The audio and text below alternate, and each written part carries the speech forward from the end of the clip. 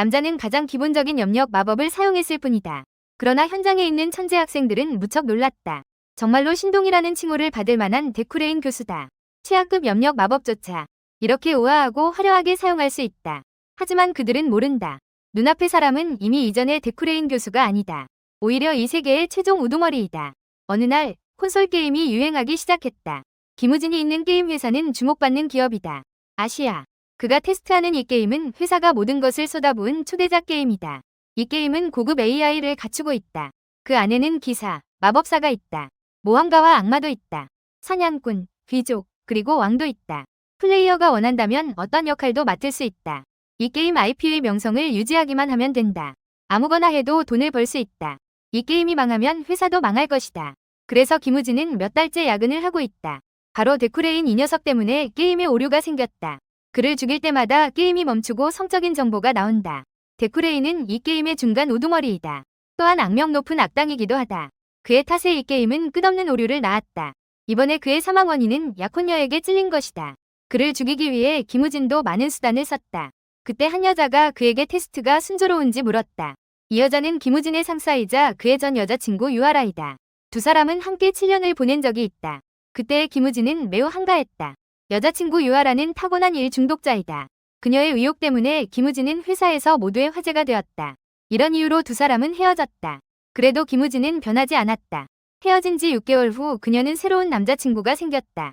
이 말을 들은 김우진은 그녀와 남자친구의 관계가 순조로운지 농담을 할 수밖에 없었다.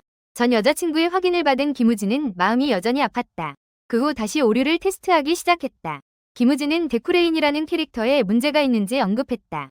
분명 중간 우두머리인데 어떻게 이렇게 쉽게 처치될 수 있나?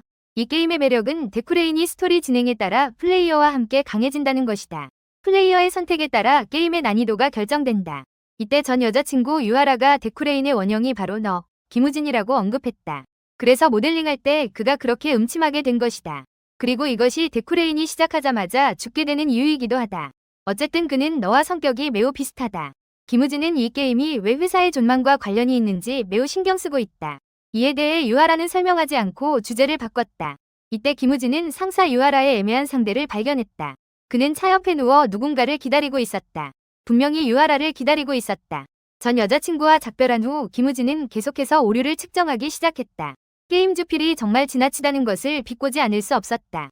이런 악당 쓰레기를 자신으로 설정하다니. 하지만 데쿠레인은 타고난 6가지 특징을 가지고 있다.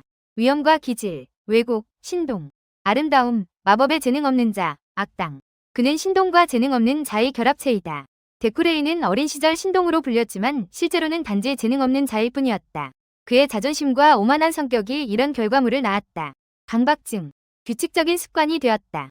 승부욕, 고귀한 예의, 날카로운 권위, 허세와 능숙함, 강인한 정신력, 각종 강화 효과를 지닌 사람이 어떻게 여유롭다고 평가받을 수 있을까? 그의 주변에는 그를 싫어하는 사람들 뿐이다. 김우진은 도저히 참을 수 없어 데쿠레인에게 설정을 추가할 준비를 했다. 그에게 이해력을 조금 높여주기로. 재력도 추가할 수 있다. 미다스의 손도 추가할 수 있다. 육체와 감각도 모두 추가할 수 있다. 어느새 모든 것을 한꺼번에 추가해버렸다. 너무 많이 추가한 김우진은 그를 원래 상태로 되돌릴 준비를 할 때. 이때 컴퓨터에서 한 목소리가 나왔다. 김우진은 개발자의 이메일을 받았다. 그래서 상대방에게 무슨 일이냐고 물었다. 모델링에 문제가 있다면 수정할 수 있다. 전필은 김우진에게 보여주고 싶은 것이 있다고 말했다. 그는 김우진에게 창밖을 보라고 했다. 먹구름이 가득한 하늘은 마치 구멍이 뚫린 것 같았다. 가장 중요한 것은 그것이 점점 가까워지고 있다는 것이다. 갑자기 우르릉 소리가 들렸다. 번개가 김우진에게 내리쳤다. 그는 마치 알 수 없는 장소에 도착한 것 같았다. 한 사람이 이렇게 말했다. 너는 데쿠레인이 그렇게 느긋한 사람이 아니라는 것을 기억해야 해. 비록 겉보기에는 제자리에 있는 것처럼 보여도 언젠가는 비범해질 날이 올 거야. 지금 그는 자신의 재능을 억제하고 있으니까. 결국 그는 단지 미운 악당일 뿐이야. 김우진은 꿈속에서 누군가 자신을 부르는 소리를 들었다. 소녀는 그에게 언제까지 잘 건지 무섭게 물었다. 김우진은 자신이 꿈을 꾸고 있는 것 같다고 느꼈다. 이렇게 된 지 며칠이 지났지만 여전히 현실감이 없었다. 너는 그 여자를 언제까지 피할 건가? 가족에게 누를 끼치지 마. 자료는 여기 두었어. 교수직에서 해고당하고 싶지 않다면 서둘러 행동해. 김우진은 그 빛을 보고 이곳으로 넘어온 지 벌써 일주일이 지났다. 여기서는 어떻게 봐도 자신이 만든 게임 세계처럼 보였다. 그는 이 세계의 어떤 세계선에서도 좋은 죽음을 맞이할 수 없다는 것을 알고 있었다. 그는 대학당 데쿠레인으로 환생했기 때문이다. 며칠이 지나서야 김우진은 환생이라는 사실을 받아들였다. 이는 아마도 번개에 맞은 후에 생긴 것일 수 있다. 데쿠레인은 게임에서 피할 수 없는 중간 보스이다. 그는 많은 캐릭터의 부모와 연인을 살해한 범죄자이다. 그는 모든 이의 원수이자 악의 근원이다. 가장 큰 문제는 스토리가 어느 부분까지 진행되었는지 모른다는 것이다. 게다가 자신의 마법력도 이유 없이 줄어들고 있다. 모든 직원, 김우진을 포함하여 이 게임을 수천 번 테스트했다. 데쿠레인이 살아남은 횟수는 단 한 번뿐이다. 중간 보스 데쿠레인은 죽기 위해 만들어진 캐릭터이다. 데쿠레인은 방금 그 소녀가 남긴 자료를 확인했다. 그 위에는 데쿠레인의 마법에 대한 기초 이해가 적혀 있었다. 유리엘 페이는 데쿠레인의 이복 여동생이다. 이전에 데쿠레인에게 자료를 넘긴 사람이다. 데쿠레인을 대신해 가주 역할을 수행하는 사람. 데쿠레인과의 관계가 좋지 않다. 특히 유리엘이 말한 그 여자. 아마도 데쿠레인의 약혼녀일 것이다. 그녀는 원래 몸의 주인인 데쿠레인과 무언가가 있었던 것 같다. 유리엘이 오늘 일해야 한다고 그에게 상기시켰다. 데쿠레인은 결국 가기로 결정했다. 눈앞에 시스템 창이 나타났다. 주요 목표는 게임에서 필수적인 존재가 되는 것이다. LX8 청취, 서브 임무, 팔자, 보조 임무 대학 강연. 깨어나면 항상 시스템 창의 글자를 볼 수 있었다. 데쿠레인은 보조 임무를 완료하기로 결정했다. 이 몸은 고유 능력 이해력을 가지고 있다. 마법력만 소모하면 작동할 수 있다. 이것은 김우진이 데쿠레인에게 부여한 능력이다. 이것은 게임 후반에만 나타나는 특징이다. 데쿠레인은 자연스럽게 옷을 꺼내 입었다. 마치 그가 처음부터 데쿠레인이었던 것처럼. 옷은 내가 좋아하는 스타일은 아니지만 입어보니 여전히 우아하고 편안하게 느껴진다. 이것도 데쿠레인의 특징 덕분이다. 위엄과 기품, 미학과 직관이. 마치 데쿠레인이 언제나 김우진에게 이것이 그의 몸이라고 상기시키는 것 같다. 데쿠레인의 예의를 어기는 언행을 할 수도 없다. 정보를 얻기 위해 데쿠레인은 대학에서 강연을 해야 했다. 강연에 참석하는 것은 처음이지만 데쿠레인은 마음속에 당연하다는 느낌이 들었다. 결국 지금 자신의 신분은 귀족이니까. 전생의 김우진은 완전히 반대였다. 전 여자친구가 헤어질 때 이렇게 말했다. 게으르고 형편없는 녀석. 그게 진정한 나다. 그래서 언제나 경계를 늦출 수 없다. 전생의 김우진은 이렇게 비싼 차에 타본 적이 없다. 차를 생각하니 전생의 그 황모가 떠오른다. 차에 한 젊은이가 앉아 있었다. 데쿠레인이 이 사람이 누구인지 의문을 가졌을 때 이 젊은이는 자료를 건넸다. 데쿠레인은 그가 조수나 비서일 것이라고 추측했다. 이후에 이 사람이 데쿠레인 밑에서 3년째 일하고 있다는 것을 알게 되었다. 이 자료에는 연설 내용이 가득 적혀 있었다. 실제로 데쿠레인은 오만함 외에는 아무런 재능이 없었다. 연설을 준비할 수는 없었다. 데쿠레인은 상대를 칭찬하고 싶었지만 말하기가 어려웠다. 결국 그는 힘겹게 수고하셨습니다 라고 말했다. 기사도 교수가 사람을 칭찬할 것이라고는 생각하지 못했다. 데쿠레인도 이 몸이 어떻게 된 것인지 이해할 수 없었다. 남을 칭찬하는 것만으로도 속이 불편하게 뒤틀리는 기분이었다. 그들은 무사히 제국 황실대학에 도착했다. 바로 데쿠레인이 일하는 곳이었다. 곧 데쿠레인은 연설 장소에 도착했다. 모두가 데쿠레인이 어릴 때부터 신동이라는 이야기를 들었다. 데쿠레인이 자기소개를 시작했다. 그 후에 연설을 시작했다. 어떤 여학생들은 그가 너무 잘생겼다고 생각했다. 관중석의 한 학생은 데쿠레인이 인간 쓰레기라는 것을 알고 있었다. 자신의 아버지를 죽인 범인이다. 3년 전 그의 아버지가 목을 메었다. 그 이유는 그가 연구하던 논문이 도난당해 폐인이 되었기 때문이다. 너무 큰 충격의 아버지는 자살을 선택했다. 논문을 도둑맞은 사람은 모두에게 수학계의 천재로 불렸다. 바로 데쿠레인이다. 아버지가 돌아가신 후 그는 모든 것을 잃었다. 집과 영지가 모두 팔렸다. 그는 또한 고아가 되었다. 그래서 그녀는 데쿠레인에게 피해 복수를 하기로 결심했다. 여러 노력을 거쳐 데쿠레인이 다니는 제국 왕립대학에 입학했다. 다른 학생들은 모를 수도 있다. 하지만 그녀는 그 수학 분석 결과가 아버지의 것이라는 것을 알고 있었다. 데쿠레인은 한 가정을 망쳤으면서도 아무렇지 않게 여기 서 있다. 그의 거짓말을 폭로하고 그를 죽이고 싶지만 지금은 참아야만 한다. 이것도 완벽한 복수를 위한 것이다. 그 후 데쿠레인은 수업을 시작했다. 이 세계의 마법은 3가지 속성과 9개의 계열이 있다. 그리고 마법의 근원과 구성에 대해 설명했다. 데쿠레인은 수업이 이렇게 쉽다는 것을 전혀 예상하지 못했다. 이것은 데쿠레인이 이론 수업을 듣는 첫 번째 시간이다. 그는 교과서의 내용 구성을 완벽하게 이해했다. 강한 기질이 모두의 주목을 끌었다. 우월감이 모두가 자신에게 관심을 가지게 했다. 데쿠레인은 정말로 훌륭한 교육자의 특성을 가지고 있을지도 모른다. 노력도 중요하지만 선택에 집중하는 것이 더 좋을 것이다. 이 말은 사실 데쿠레인 자신에게 잘 어울린다. 왜냐하면 데쿠레인은 뛰어난 재능이 없기 때문이다. 그의 마법력은 겨우 3000이다. 일반적으로 뛰어난 인물의 초기 마법력은 산만이다. 이 수업은 쉽게 끝났다.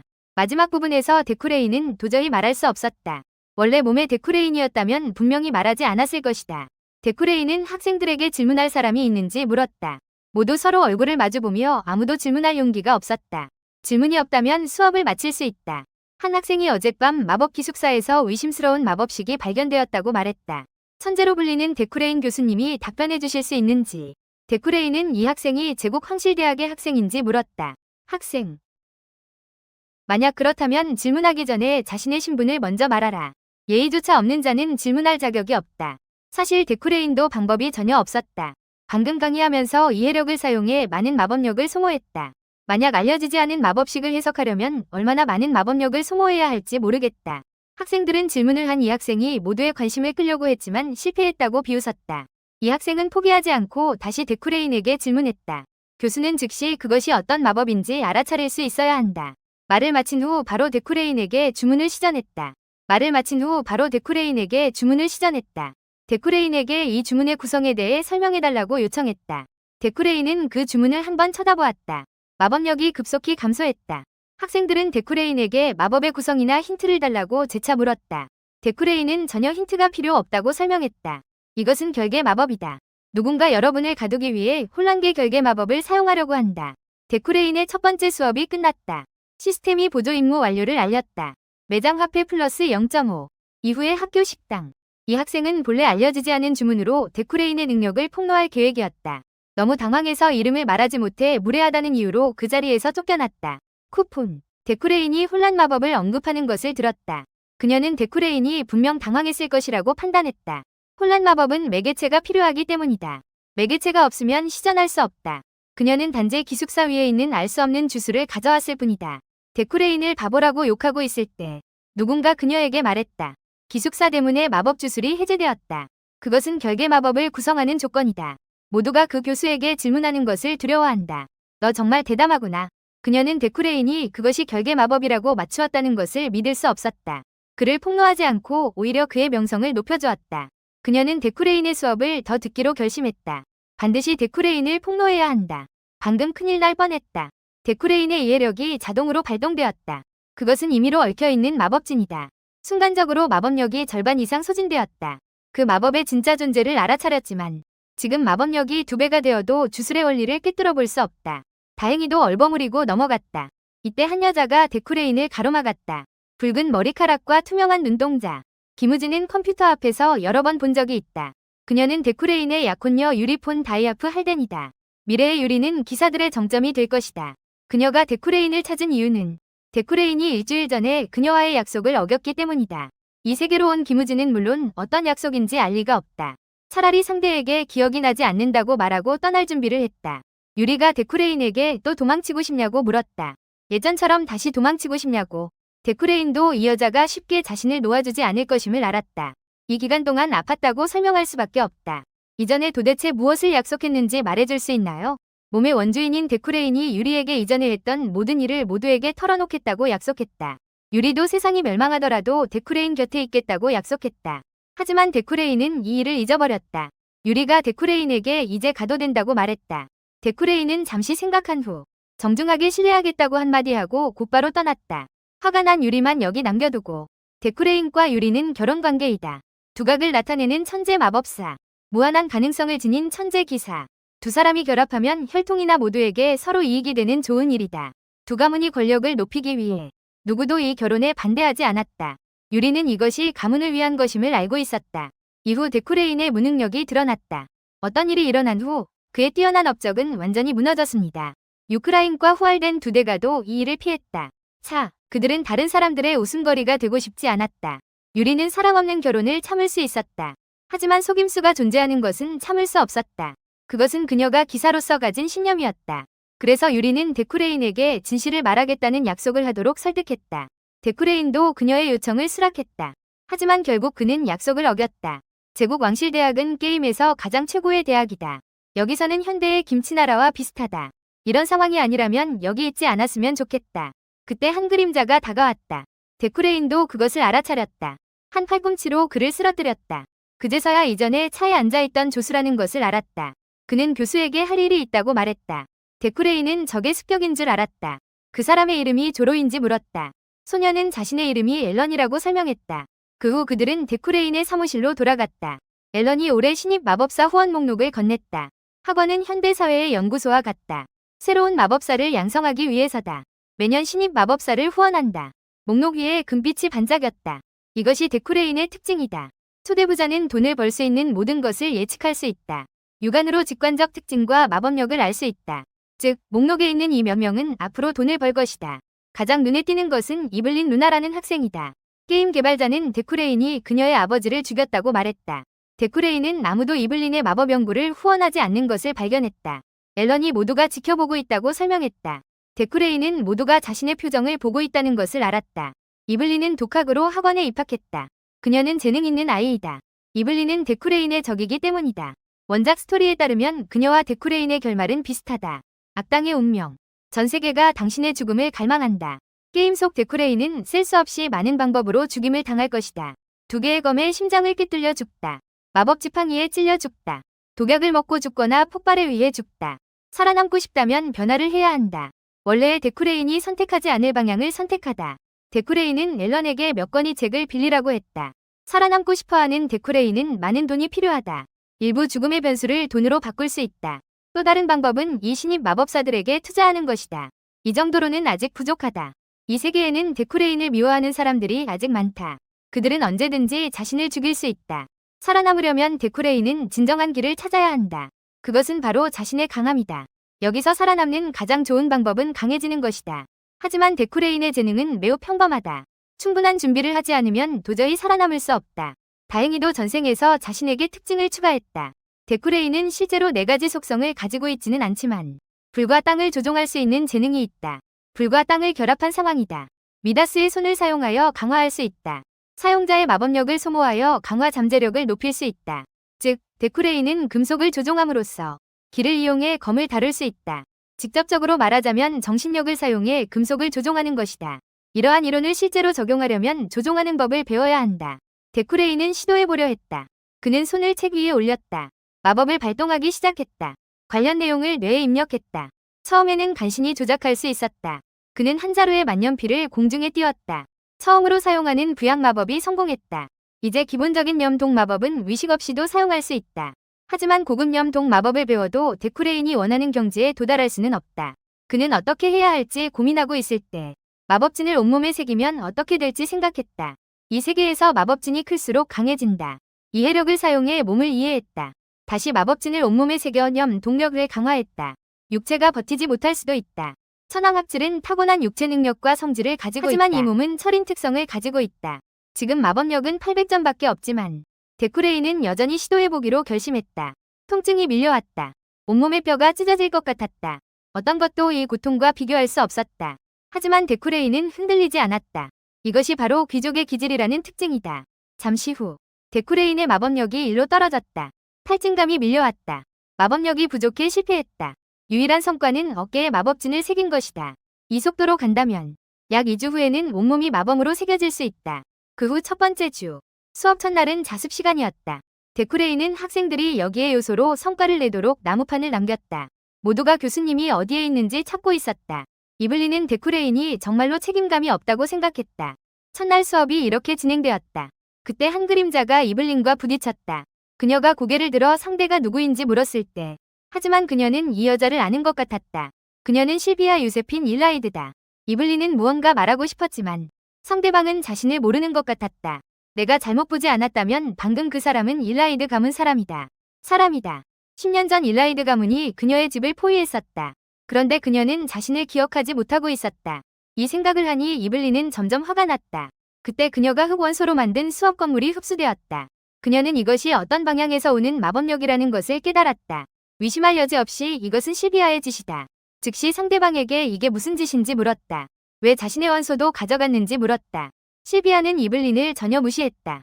이것은 이블린을 더욱 화나게 만들었다. 즉시 상대방에게 왜 나를 모르는 척하냐고 물었다. 처음에 당신들은 내 가족을 협박해 마법을 쓰지 못하게 했어. 당신이 나를 모를 리가 없어. 실비아는 이블린을 모른다고 말했다. 하지만 당신 아빠는 알고 있어. 그 오만하고 무능한 귀족. 그는 죽었어. 분노한 이블린은 더 이상 참지 못했어. 학생들이 소리쳤어. 저기 봐.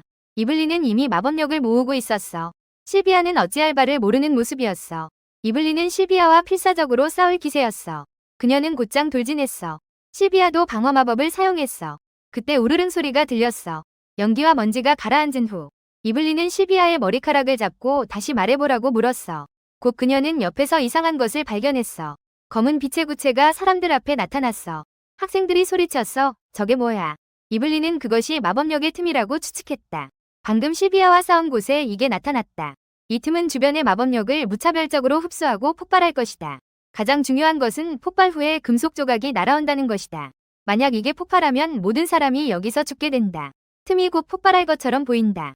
눈을 감고 있는 이블린은 여전히 마법력으로 저항하고 있었다. 주변이 이미 조용해진 것을 발견했다. 알고 보니 데쿠레인 교수가 왔다. 폭발한 조각들도 멈췄다. 이 조각들은 데쿠레인에 의해 쉽게 처리되었다. 학생들은 데쿠레인 교수의 마법에 감탄하고 있었다. 그들은 마법을 배우는 학생들이기 때문에 더 놀랐다.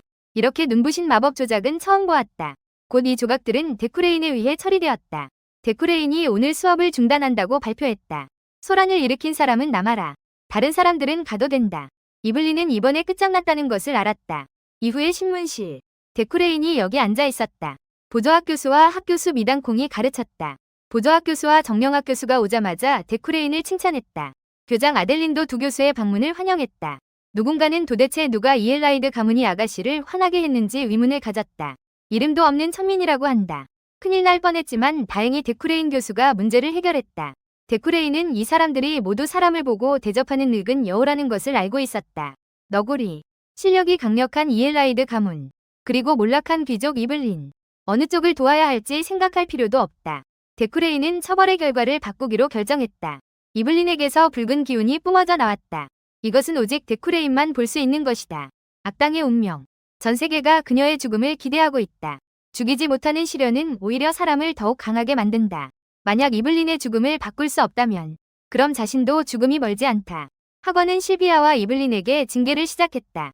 교수는 두 사람에게 왜 싸웠는지 질문했다. 이블린은 말할 수 없다고 말했다. 어떤 사람이 그녀를 보고 있을지도 모르기 때문이다. 실비아는 일부러 아빠가 죽었다고 자극했다. 이블린은 적 앞에서 이 일을 말하고 싶지 않았다. 교수는 이블린에게 빨리 말하라고 재촉했다. 너와 실비아의 신분 차이를 분명히 알아야 한다. 이블린이 여전히 입을 열지 않자 다시 실비아에게 말하게 했다. 그녀는 수업 중 실수로 이블린의 성과를 망쳐서 싸우게 되었다고 말했다. 분명히 모두가 실비아 편에 서 있었다. 이블린은 몰락한 귀족이기 때문이다. 심지어 이블린의 퇴학을 제안하기도 했다. 이런 상황에서 이런 비난을 듣다니. 이블린은 아무 변명도 할 수 없었다. 아무도 자신을 변호할 수 없었다. 이 모든 것이 데쿠레인의 잘못이다. 교장 선생님은 모두의 의견이 일치하니 마지막으로 데쿠레인 교수의 의견을 듣자고 했다. 나는 데쿠레인으로서 교수로서 학원의 징계위원회를 대표하여 너에게 질문하겠다. 이블린은 이미 끝났다고 느꼈을 때 너는 이 사건에 대해 아무 잘못이 없다고 생각하니? 실비아. 여기까지 듣고 실비아는 멍해졌다. 데쿠레인이 다시 질문했다. 너는 이 사건에 대해 네가 무죄라고 생각하니? 모두가 이 전개가 무엇인지 이해하지 못했다. 교수도 이것이 무슨 뜻인지 물었다. 데쿠레인은 설명하지 않았다. 실비아, 너는 그때 이 사건을 막을 능력이 있었어. 하지만 당신은 그렇게 하지 않았습니다. 그 이유는 무엇인가요? 당신의 능력이 이 정도에 불과한 건가요? 실비아는 즉시 사과했습니다. 당시 이블린이 더 큰 실수를 하기를 바랐기 때문에 막지 않았습니다. 저지하다. 이블린은 데쿠레인이 자신을 질문하는 것이 아니라 실비아를 질문하고 있다는 것을 이해할 수 없었습니다. 교수는 이 사건이 방어 측의 잘못이 아니라고 말했습니다. 오히려 공격 측의 잘못입니다. 이 수업을 준비한 것은 데쿠레인입니다. 교수님도 저를 비난해야 하나요? 이블린은 데쿠레인이 자신을 변호하려고 한다는 것을 믿을 수 없었습니다. 데쿠레인은 왜 자신을 변호하려고 하는 걸까요? 이때 교장 아델린이 결정을 내렸습니다. 아이들은 싸움을 통해 성장합니다. 그래서 이번에는 그들을 처벌하지 않기로 했습니다. 이블린은 퇴학할 준비를 다 했습니다. 그녀의 인식 속에서 데쿠레인은 반드시 스스로 퇴학할 것입니다. 도대체 이게 무슨 일인지 이해할 수 없습니다. 떠날 때 보조학과 교수는 여전히 데쿠레인을 비난하고 있었다. 역시 데쿠레인 교수는 사물을 보는 시각이 다르다. 이때 이블린이 데쿠레인을 불렀다. 그녀는 데쿠레인에게 한 가지를 확인하고 싶다고 말했다. 그녀는 그가 루나라는 성을 기억하고 있다고 생각했다. 아버지의 죽음에 대해 묻고 싶었다. 만약 데쿠레인이 그 일을 기억하게 된다면 징계위원회의 처벌 결과가 바뀔지도 모른다. 그럼에도 불구하고 이블린은 진실을 알고 싶어 했다. 만약 데쿠레인이 아버지를 잊었다면 자신은 더 슬플 것이라고 생각했다. 그녀가 입을 열기도 전에 그가 이렇게 말했다. 너는 나에게 물어볼 필요 없어. 과거의 일로 너의 미래를 낭비하지 마. 이로 인해 이블린은 데쿠레인이 아버지의 일을 알고 있다는 것을 확인했다. 알고 있기 때문에 자신을 위해 말해줄 것이다. 그녀는 이것이 데쿠레인이 아버지의 죽음에 대해 죄책감을 느끼고 있다고 생각했다. 방금 도와준 것도 동정심에서 비롯된 거야. 그가 그 일을 잊지 않았다면 충분해. 최소한 지금은 괜찮아. 시스템이 사망 운명을 극복하여 화폐일을 추가했습니다. 얼마 지나지 않아 다른 쪽에서 일라이드의 집주인 질투이는 아직도 실비아를 위로하고 있었다. 이블린 그 아이는 신경 쓰지 마. 그녀는 꽤 괜찮은 재능을 가지고 있지만 하지만 이미 최적의 시기를 놓쳤어. 10년 전 입학시험에서 신체 능력 검사가 실시된 날 실비아는 이블린을 처음 만났다. 두 사람 모두 대마법사의 재능을 가지고 있다는 것이 검출되었다. 그 작은 곳에서 두 사람이 동시에 나타나다니 그것은 마법계의 정점이었다. 결코 사라지지 않는 수준이야. 영원히 지속되는 심지어 황제조차 건드리지 못하는 존재. 이 경지에 도달한 사람은 대마법사라고 불린다. 같은 시대에 대마법사라고 불릴 수 있는 사람은 단 3명뿐이다. 이것은 마법계의 규정입니다. 첫 번째 대마법사가 된 것은 데마칸입니다. 두 번째는 왕립 마탑 아카데미의 이사장 아드일 가능성이 있습니다. 마지막으로 이라이드 가문이 정녀 실비아일 가능성이 있습니다. 그리고 반기 루나 가문이 이블린도 있습니다. 그래서 10년 전 이라이드 가문은 루나 가문을 포위할 이유를 대충 찾았습니다. 이블린에게 입학을 포기하라고 요구했습니다. 이 모든 것은 실비아가 대마법사가 되기 위해서였습니다. 그녀는 대마법사가 되는 것이 자신의 운명이라고 생각합니다. 이블린은 지난번에 내가 너를 따라잡는 것이 두렵냐고 말했습니다. 이 말은 여전히 실비아에게 영향을 미쳤습니다. 아버지 길투이는 그녀에게 그 아이를 잊으라고 했습니다. 데쿠레인을 조심해야 합니다. 그는 쉽게 다룰 수 있는 사람이 아닙니다. 게다가 과거에는 신동으로 불렸습니다. 실비아는 데쿠레인 교수가 자신이 파놓은 함정을 이미 간파했다고 생각합니다. 그때 그는 이블린의 마법력을 막았다. 실비아는 처음에 함정 마법을 설정했다. 그것은 이블린의 마법력에만 폭발하는 마법이었다. 일이 커질수록 이블린에 대한 처벌도 더 심해졌다. 하지만 데쿠레인은 이 모든 것을 간파했다. 주변에 관측 마법이 없음을 미리 확인했음에도 불구하고 그때의 데쿠레인은 자신을 드러내지 않았다. 오히려 자신을 강제로 타협하게 했다. 실비아는 데쿠레인이 어떤 사람인지 상상할 수 없었다. 며칠 후에 데쿠레인 저택. 데쿠레인이 다음 행동을 실행할 준비를 하고 있다. 징계위원회에서 이블린을 도운 것은 올바른 선택이었다. 죽음의 변수를 줄이고 화폐도 얻었다. 전혀 예상하지 못한 것은 첫 공개 수업에서 질문한 사람은 이블린이었다. 그때 그녀는 데쿠레인에게 적대감을 가졌어야 했다. 이 사건 때문에 실비아는 아마도 증오심이 생겼을 것이다. 데쿠레인은 보조 임무를 완료하기 위해 사교계 신년 파티에 참석할 준비를 했다. 애플리케이션 스토어를 열려면 5화폐가 필요하다. 사교계 유명 인사의 얼굴도 확인해보자. 여기 있는 사람들은 모두 고급 귀족이다. 익숙한 이름들이 많이 있다. 심지어 전생에서 김우진이 만든 캐릭터 이유를 보기도 했다. 다행히도 연회에 참석했다. 한 귀족이 데쿠레인에게 인사를 했다. 데쿠레인 교수의 이름을 듣고 모두가 몰려들었다. 다행히도 연회에 참석했다는 이 말은 취소해야 한다. 데쿠레인은 카네샤라는 이름을 들었다. 카네샤는 중요한 인물이다. 미리 관계를 잘 맺는 것이 가장 좋다. 주위를 둘러보았지만 그녀의 모습은 발견하지 못했다. 붉은 머리의 한 여성이 데쿠레인을 바라보고 있다. 그녀는 바로 모험가 카네샤이다. 게임 초반 전투력 순위 5위의 인물이다. 데쿠레인은 카네샤가 어디 있는지 계속 찾고 있었다. 하지만 곧 그는 찾게 되었다. 데쿠레인이 가려고 할 때 한 사람이 그를 불렀다. 그 사람은 바로 왕실 전속 마법사가 된 이헤름이었다. 만남은 곧 인사말로 시작되었다. 그리고 데쿠레인에게 최근 연구가 순조로운지 물었다. 최근에 나쁜 소문을 들었다고 하면서 교수의 3년 연구가 별로 진전이 없다고들 한다. 심지어 교수의 능력을 의심하는 사람도 있다. 데쿠레인은 그제야 상대가 자신을 조롱하고 있다는 것을 깨달았다. 이 녀석은 데쿠레인의 대학 동창이다. 데쿠레인에게 수석 교수 자리를 빼앗긴 후 질투가 생겨서 원수가 되었다. 이런 도발적인 말은 원래 데쿠레인에게는 효과가 있었다. 하지만 김우진에게는 전혀 효과가 없었다. 이헤름에게 붙잡힌 사이에 카네샤는 사라졌다. 미운 이헬름이 여전히 짓거리고 있었다. 데쿠레인이 그의 곁으로 다가갔다. 제발 멀리 떨어져줘, 이 쓰레기 같은 놈아. 그렇게 말하고 떠났다. 카네샤를 빨리 찾아야 한다. 그렇지 않으면 계획이 망가진다. 이헬름을 떨쳐낸 후 많은 사람들에게 붙잡혔다. 카네샤를 찾을 시간도 없었다. 밖에 무도회에 가서 잠시 숨을 돌리니 그녀를 발견했다. 카네샤는 데쿠레인이 다시 자신을 찾고 있다는 것을 아는 것 같았다. 김우진은 카네사와 데쿠레인이 서로 아는 사이일 것이라고 추측했다. 데쿠레인은 자신이 길을 잃었다고 말했다. 하지만 카네샤에게 이게 자신을 찾고 있다는 것이 들통났다. 카네샤는 데쿠레인에게 사과했다. 그때의 임무는 정말 어쩔 수 없었다. 계약금과 위약금은 방법을 찾아서 돌려주겠다. 나를 좀 놔줄 수 있을까? 데쿠레인은 그들이 원래 비즈니스 관계라는 것을 이해했다. 네가 원하는 대로 재능 있는 아이를 찾지 못했다. 정확히 말하자면 가져오지 않았어. 그 아이에게 감정이 생겨서 너에게 맡길 수 없어. 데쿠레인은 큰일이라고 생각했어. 원래 데쿠레인은 똑같은 일을 하려고 해. 재능 있는 아이로 자신의 결점을 보완하려고 해. 카네샤는 데쿠레인에게 이런 생활을 언제까지 계속할 건지 물어봤어. 데쿠레인도 언제까지인지 모르겠어. 김우진이 데쿠레인이 되기 전 데쿠레인 본인이 주변 사람들의 신뢰를 파괴했어. 수많은 사람들이 그로 인해 상처받게 했어. 하지만 지금은 다르다. 데쿠레인이 카네샤에게 말했어. 지금 바로 생활 방식을 바꿀 계획이야. 카네샤는 데쿠레인이 자신을 죽이기 위해 사람을 보낼 거라고 생각했어. 개발자로서 김우진은 카네샤가 게임에서 손꼽히는 고수라는 것을 알고 있어. 그녀를 죽이려면 자살하는 거 아니야? 원래의 데쿠레인은 아마 몰랐을 거야. 카네샤는 머리카락 하나로도 사람을 죽일 수 있는 고수야.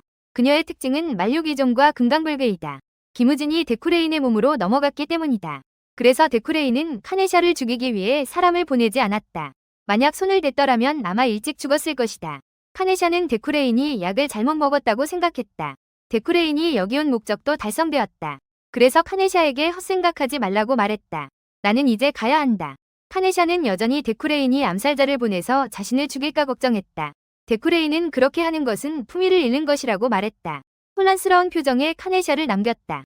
몸의 원주인인 데쿠레인은 가족관계를 통해 모험가 협회를 압박하여 카네샤를 착취했다.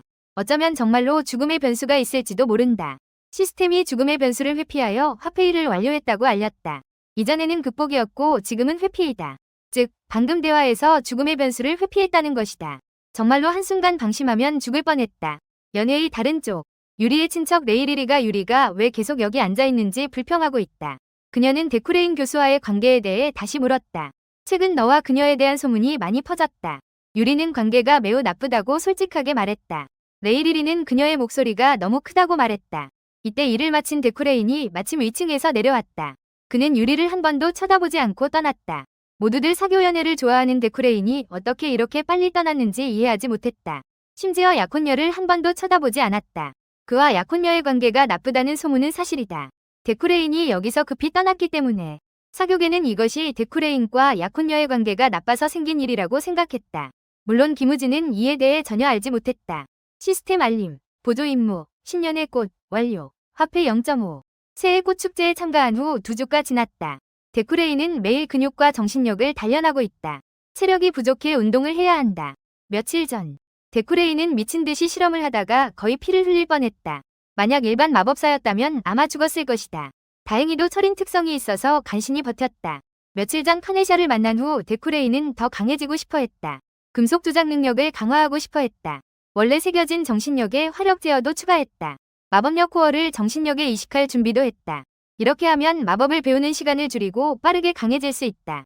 그 당시의 실험은 매우 위험했다. 데쿠레인은 마법 실험이 육체에 너무 큰 부담이 된다는 것을 깨달았다. 머릿속에 떠오른 생각은 바로 육체를 단련하는 것이었다. 곧 출근 시간에 다다랐다. 데쿠레인 교수의 사무실. 오늘 마탑에서 보낸 공문을 받았다. 발신자는 마탑 교수 자격위원회이다. 데쿠레인 교수는 당신이 진행 중인 연구의 진척 정도를 확인하기 위해 6개월 후에 청문회가 열릴 예정이다. 그 전에 관련 자료를 준비해 주시기 바랍니다. 감시 청문회를 개최하다니. 김우진은 자신이 이 몸에 빙의하기 전 데쿠레인의 연구가 이미 정체되어 있었을 것이라고 추측했다. 이렇게 발전하면 상황이 매우 나빠질 것이다. 게임 속의 데쿠레인은 항상 교수였다. 임무의 전제 조건은 아마도 교수의 신분을 갖는 것이었을 것이다. 이 칭호를 잃으면 현실 세계로 돌아갈 단서를 잃게 될지도 모른다. 그래서 데쿠레인은 연구실에 와서 상황을 살펴보았다. 연구실에 뭔가 있을 것이라고 희망했다. 하지만 그때 연구실은 엉망이었다. 데쿠레인이 연구실에 자주 오지 않아서 이렇게 지저분해진 것 같다. 바닥에 이상한 쓰레기 더미가 있다. 뭔가 숨겨진 것 같다. 누가 한 일인지는 모르겠지만 하지만 이 방법으로 데쿠레인이 점검하러 오는 것을 막을 수 있을 것이다. 이때 데쿠레인은 자신이 주문을 외울 수 있어서 다행이라고 생각했다. 쓰레기 더미를 치우고 나니 노트북 하나가 발견되었다. 어떤 사람들은 연구 결과를 빼앗기지 않기 위해 내용을 모두 암호로 만들어 놓았다. 이건 모두 헛수고다. 데쿠레인은 고유 능력 이해력을 발휘했다. 그 노트 위에서 눈부신 금색이 발산되었다. 대단한 연구인 것 같다. 초대작 게임과 육안으로 보니 이렇게 눈부시다니. 하지만 이 연구는 미완성이다. 많은 부분이 찢겨져 있다. 빈 곳도 많고 이 부분 이론은 모두 틀렸다. 그럼에도 불구하고 이 연구는 초대작 게임에게 반응을 일으킬 수 있다. 위의 사진은 어린 시절의 이블린입니다. 데쿠레인은 이것이 이블린의 아버지가 연구한 결과라고 추측합니다. 이를 발견되지 않기 위해 필사적으로 숨겼습니다. 루나 가무니 마법사는 데쿠레인에 대한 원한을 가지고 있습니다. 그리고 이블린은 데쿠레인 때문에 비참한 삶을 살고 있습니다. 데쿠레인이 이해력을 발휘해 이 논문을 완성할 때 그의 이름을 공동저자로 추가할 것입니다. 결국 그도 성과를 내야 하니까요. 마법탑 대학 내의 카페. 한 무리의 평민 학생들이 여기 모였습니다. 맨 앞에 있는 소녀가 평민으로서 모두 단결해야 한다고 제안했습니다. 다리. 그리고 이블린의 생각을 물었습니다. 하지만 이블린은 자신이 귀족 출신이라는 것을 알고 있습니다. 비록 집과 땅은 잃었지만 소녀는 이블린이 반드시 참여해야 한다고 요구했습니다. 결국 그녀는 실비아와 싸워본 적이 있으니까요. 그들은 동아리를 만들고 싶지만 지도교수를 찾아야 한다. 지금 가장 큰 문제는 지도교수를 찾을 수 없다는 것이다. 누군가 몇 명의 교수들을 제안했다. 하지만 그들은 평민을 다르게 대하는 것 같다. 한 학생이 데쿠레인 교수님을 제안했다. 이블린은 여전히 케이크를 어떻게 먹을지 고민하고 있었다. 그때 맨 앞에 있는 소녀가 제안했다. 이블린, 너가 데쿠레인 교수님께 부탁하러 가봐. 이블린은 듣고 깜짝 놀랐다. 모두가 그가 매우 공정하다고 생각했다. 귀족이든 평민이든 상관없이 데쿠레인 교수님은 모두를 가볍게 여기셨다. 그 교수님 덕분에 너는 처벌을 받지 않았다. 너는 아마 교수님에게 눈에 띄었을 것이다. 이블린은 데쿠레인의 다른 면을 알고 동시에 두려워했다. 단어해. 다시는 그와 마주하고 싶지 않았다. 이블린은 그들의 말을 듣지 않고 바로 달려갔다. 그녀는 가면 역효과가 날 것 같았다. 그때 소녀는 누군가가 갑자기 멍해진 것을 발견한 것 같았다. 이블린은 도대체 무슨 일인지 생각하고 있었다. 알고 보니 데쿠레인 교수가 왔다. 줄리아는 급히 뒤로 숨으면서 이블린을 응원했다. 데쿠레인은 아무 말 없이 떠났다. 이블린은 이를 악물고 데쿠레인에게 동아리 설립 신청서를 제출했다. 다른 교수들이 평민 학생들을 무시해서 당신에게 부탁드리는 것입니다. 데쿠레인은 신청서를 받아들였다. 한 번도 보지 않고 이름을 적었다. 그리고 이블린에게 나중에 자세한 내용을 사무실로 가져오라고 했다. 이블린은 데쿠레인이 이렇게 쉽게 이름을 적을 줄은 몰랐다. 그녀는 도대체 이게 무슨 일인지 이해할 수 없었다. 데쿠레인이 왜 자신에게 이렇게 잘해주는지 궁금했다. 이블린은 아마도 죄책감 때문일 것이라고 추측했다. 아니면 동정심이 넘쳐서일지도 모른다. 만약 진심으로 뉘우치고 있다면 저지른 악행을 공개해야 한다. 손해. 수업 중에 줄리아는 이블린의 이상한 모습을 발견했다. 그리고 이블린에게 그 귀족들의 말에 신경 쓰지 말라고 했다. 알고 보니 실비아를 주축으로 한 귀족 집단이 이블린에 대해 이야기하고 있었다. 지난 사건 이후 이블린은 귀족들의 공적이 되었다. 이블린은 물론 이런 일에 신경 쓰지 않았다. 지금은 수업을 듣는 것이 더 중요하다. 데쿠레인이 모두에게 기본 마법 사용법을 가르치기 시작했다. 그의 평소 수업과는 완전히 달랐다. 심지어 수업 중에 화염 마법진을 시연하기도 했다. 학생들에게 마법 회로를 자세히 설명했다. 이것은 이블린의 착각이 아니었다. 원래의 데쿠레인 수업은 자신이 교수라는 직위를 자랑하는 것에 불과했다. 지금은 마법의 화려함이 다시 나타났다. 이런 창의적인 마법은 학생들에게 신선함을 주었다. 심지어 실비아조차 그의 수업에 매료되었다. 데쿠레인이 또 하나의 마법진을 만들었다. 두 개의 마법진 사이에 추가로 선을 그으면 어떻게 될까? 마법진은 보라색으로 변했다. 불은 물처럼 자연스럽게 흐른다. 실비아는 이 장면을 믿을 수가 없었다. 데쿠레인은 강의를 이렇게 이론적으로 만들었다. 일반적으로 천재 마법사라고 불리는 사람들은 마법을 직접 사용한다. 마법. 그들에게 이론은 단지 틀에 불과하다. 만약 모든 마법사가 이론에만 머물러 있다면 마법도 틀에 고정될 것이다. 이론을 너무 많이 배우면 마법을 배울 시간이 부족해진다. 이론이 너무 많으면 실제 조작이 어렵다. 이것이 마법의 모순이다. 결국 엘리트가 될 수 있는 마법사들은 직관이 매우 뛰어나다. 모든 엘리트는 자신의 직관을 설명할 수 없다. 교수 자격이 의심받는 사람이 이렇게까지 해낼 수 있다니 정말 믿기지 않는다. 이블린은 이런 수업을 듣는 것이 처음이다. 기숙사로 돌아오니 대문에 욕설로 가득 차 있었다. 문 밖에는 후원 증서 한 권이 더 있었다. 그녀는 데쿠레인과 일라이드에게 동시에 주목받고 있는 자신에게 후원할 용기가 있는 사람은 없을 것이라고 생각했다. 이블린은 이 가짜 후원 증서를 가지고 학원에 신고할 준비를 하고 있었다. 어떤 사람들은 증서를 위조하여 장학금을 받는다. 그녀는 마법탑 행정실에 가서 확인한 후에야 이 후원 증서가 진짜라는 것을 알게 되었다. 갑자기 찾아온 좋은 소식에 이블린은 기뻐서 웃음이 났다. 그녀는 이것이 꿈이라도 생각했다. 심지어 다른 사람들이 자신이 거액의 재산을 가지고 있다는 것을 발견할까 두려워했다. 기숙사로 돌아가 짐을 챙기고 언제든지 도망칠 준비를 했다. 방금 그 직원이 자신의 돈을 원할지도 모른다고 추측했다. 흥분한 나머지 실수로 머리를 부딪혔다. 알고 보니 누군가는 자신의 재능을 알고 있었다. 얼마 후 데쿠레인의 저택. 여동생 유리엘은 머리가 아프다. 데쿠레인이 다시 샤츠인세 경매장에 갔기 때문이다. 지난번 데쿠레인이 돈을 함부로 써서 천만을 날렸다. 데쿠레인이 경매장에 온 것도 중요한 이유가 있다. 그가 연구하는 마법은 금속이 필요하다. 평소에 준비한 재료는 임시방편일 뿐이다. 오늘 경매장에는 데쿠레인이 필요한 물건이 있다. 곧 그는 여기서 익숙한 인물을 발견했다. 그의 약혼녀 유리도 여기 있다. 유리는 만나자마자 데쿠레인을 노려보았다. 데쿠레인이 어떻게 지내는지 물었다. 그녀는 데쿠레인이 2명의 학생을 징계위원회에 보냈다는 이야기도 들었다. 데쿠레인은 그게 무슨 상관이냐고 말했다. 유리는 데쿠레인이 신입 마법사의 앞길을 망쳤다고 생각했다. 네가 한 행동은 언젠가 보응을 받을 거야. 이건 너에게 주는 마지막 충고야. 데쿠레인은 이게 유리엘이 자신에게 다시 선언하는 것이라고 생각했다. 또한 데쿠레인과의 관계를 끊기로 결심한 것이다. 물론 이것은 데쿠레인의 마음에 꼭 맞았다. 유리엘이 아무리 아름답더라도, 김우진은 평생 결혼하지 않더라도 좋아하지 않는 사람과 결혼하지 않을 것이다. 유리엘 주변에는 그녀를 포함해 큰 사망 확률이 있다. 조금만 방심하면 결혼식에서 죽을 수도 있다. 데쿠레인이 알고 있는 유리엘은 여기 나타나지 않아야 한다. 그래서 그는 유리엘이 자신에게 이런 말을 하러 온 것이라고 추측했다. 유리엘은 깜짝 놀라서 몸이 움찔했다. 급히 앞으로 나가서 여기 원하는 물건이 있다고 설명했다. 또한 여기서 적합한 물건이 있는지 보고 싶어 했다. 데쿠레인은 화가 난 유리엘이 정말 귀엽다고 생각했다. 이것이 그녀를 이렇게 처음 보는 것이다. 김우진은 즉시 상황이 어떻게 된 것인지 깨달았다. 데쿠레인이 이 여자를 좋아하는 감정이 자신에게 옮겨온 것일 수도 있다. 비록 이런 일에 항상 경계하고 있었지만 결국 일어났다. 그러나 유리를 만났을 때 설렘은 없었다. 아마도 지나치게 생각한 것일 수도 있다. 방송에서 이번 경매가 시작된다는 소리가 들렸다. 첫 번째 경매 품목은 꽃병이었다. 데쿠레인의 눈에 비친 꽃병은 금빛으로 빛났다. 의심할 여지 없이 그것은 초대작 게임의 빛이었다. 진행자가 입찰을 시작한다고 발표했다.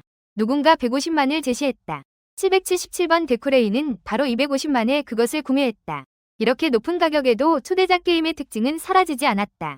즉, 그것은 더 높은 가치를 가지고 있다는 의미이다. 이어서 데쿠레인은 그렇게 조작하여 반지를 낙찰받았다. 그리고 가위를 낙찰받았다. 또한 목걸이도 낙찰받았다.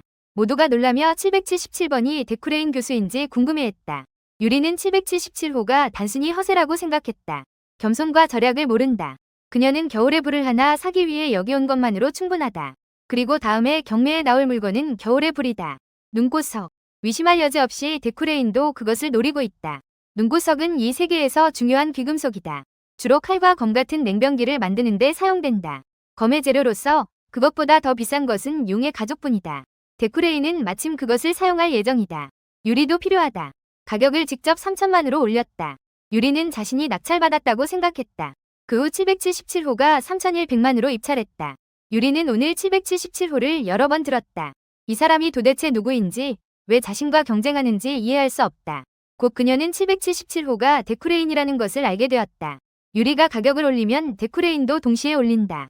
사람들은 데쿠레인이 그것을 사서 약혼자에게 줄 것이라고 생각했다. 누군가는 데쿠레인에게 선물을 주는 것이 지금 양보하는 것이 더 진실하다고 설득했다. 데쿠레인은 자신과 입찰하는 사람이 유리임을 발견했다. 그래서 유리의 눈꽃석을 빼앗는 것에 대해 걱정했다. 상대방이 원한을 품지 않을까 걱정했다. 이것은 3년에 한 번 나타나는 보물이다. 약간의 위험이 있지만 어쩔 수 없다. 데쿠레인은 반드시 눈꽃석을 가져가야 한다고 생각했다.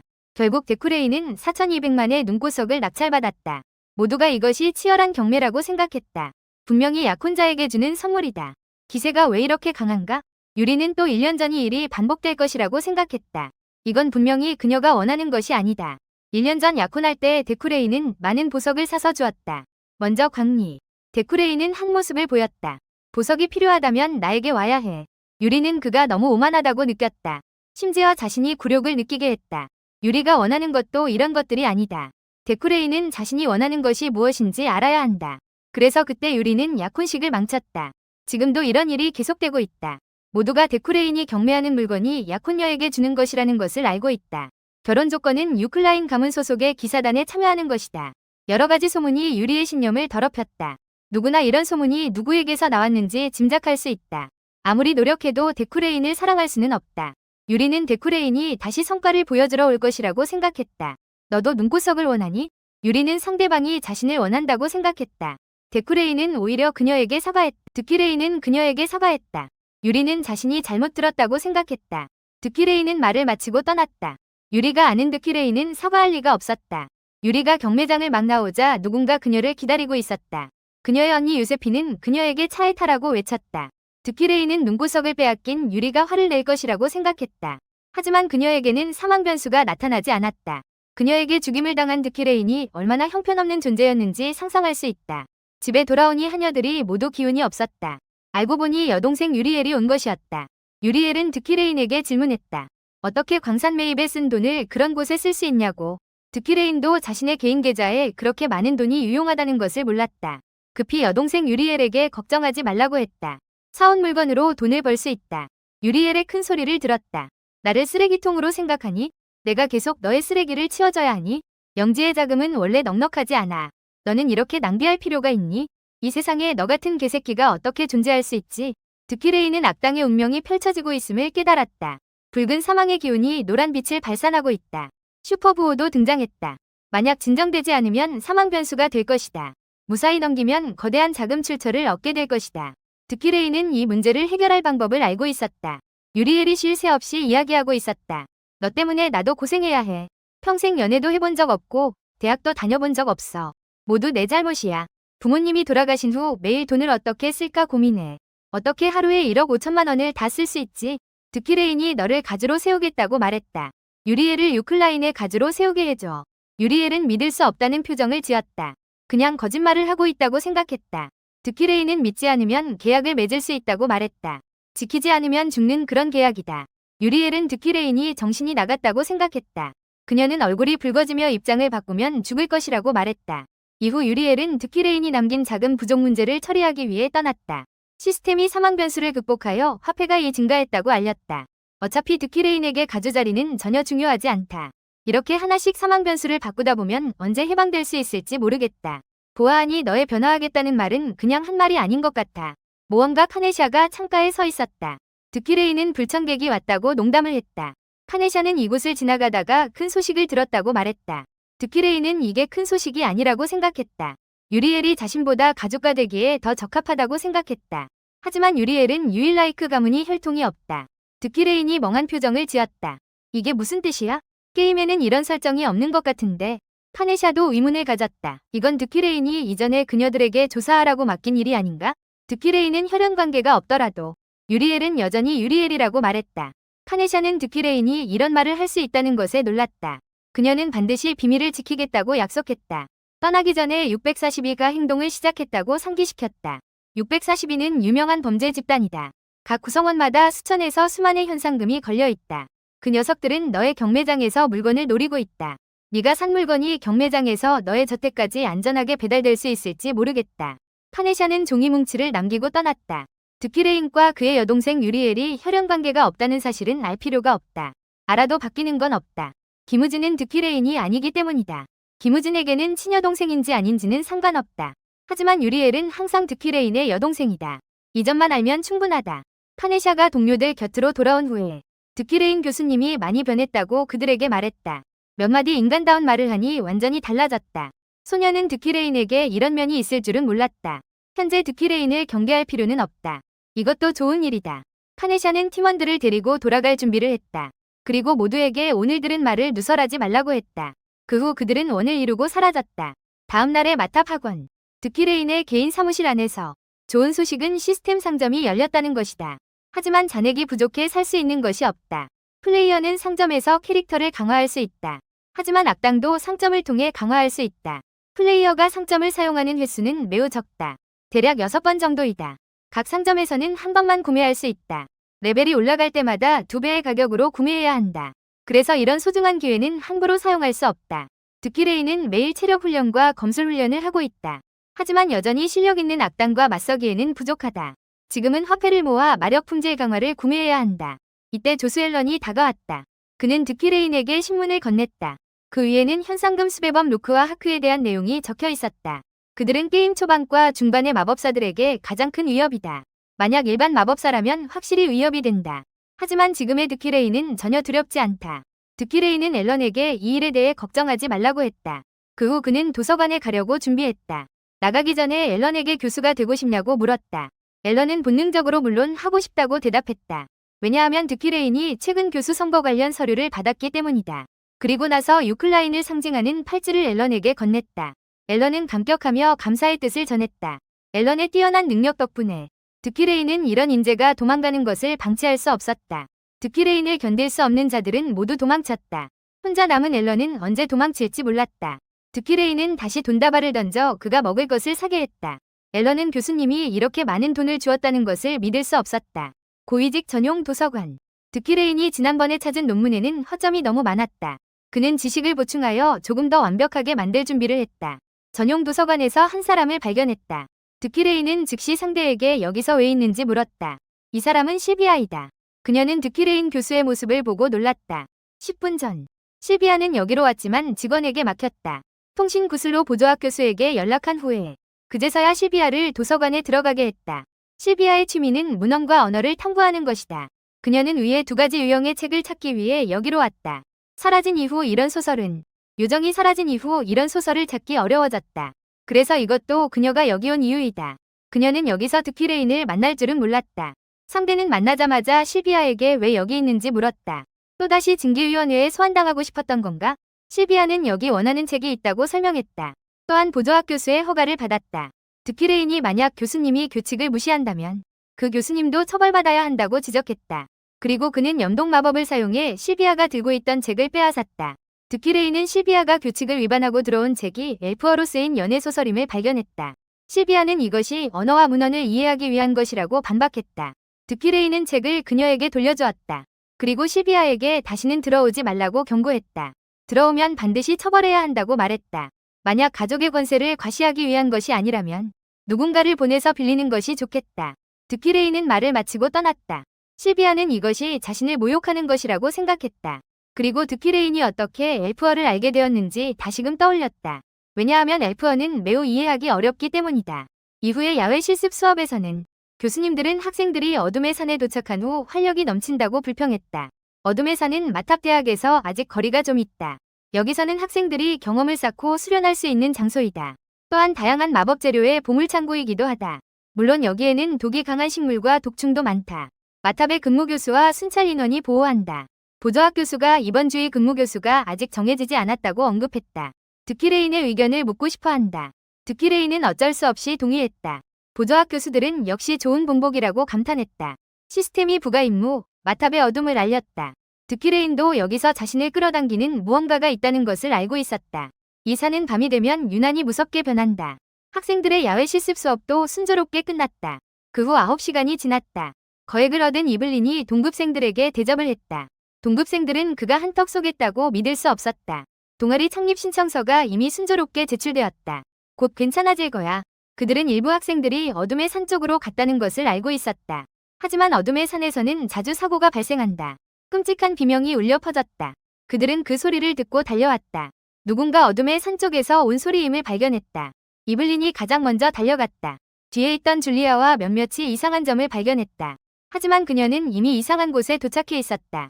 방금 전에는 도시의 카페거리에 있었다. 곧 그녀는 구조 요청 소리를 들었다. 얼굴이 보이지 않는 긴 머리의 여자가 눈앞에 나타났다. 이블린도 이상한 점을 발견했다.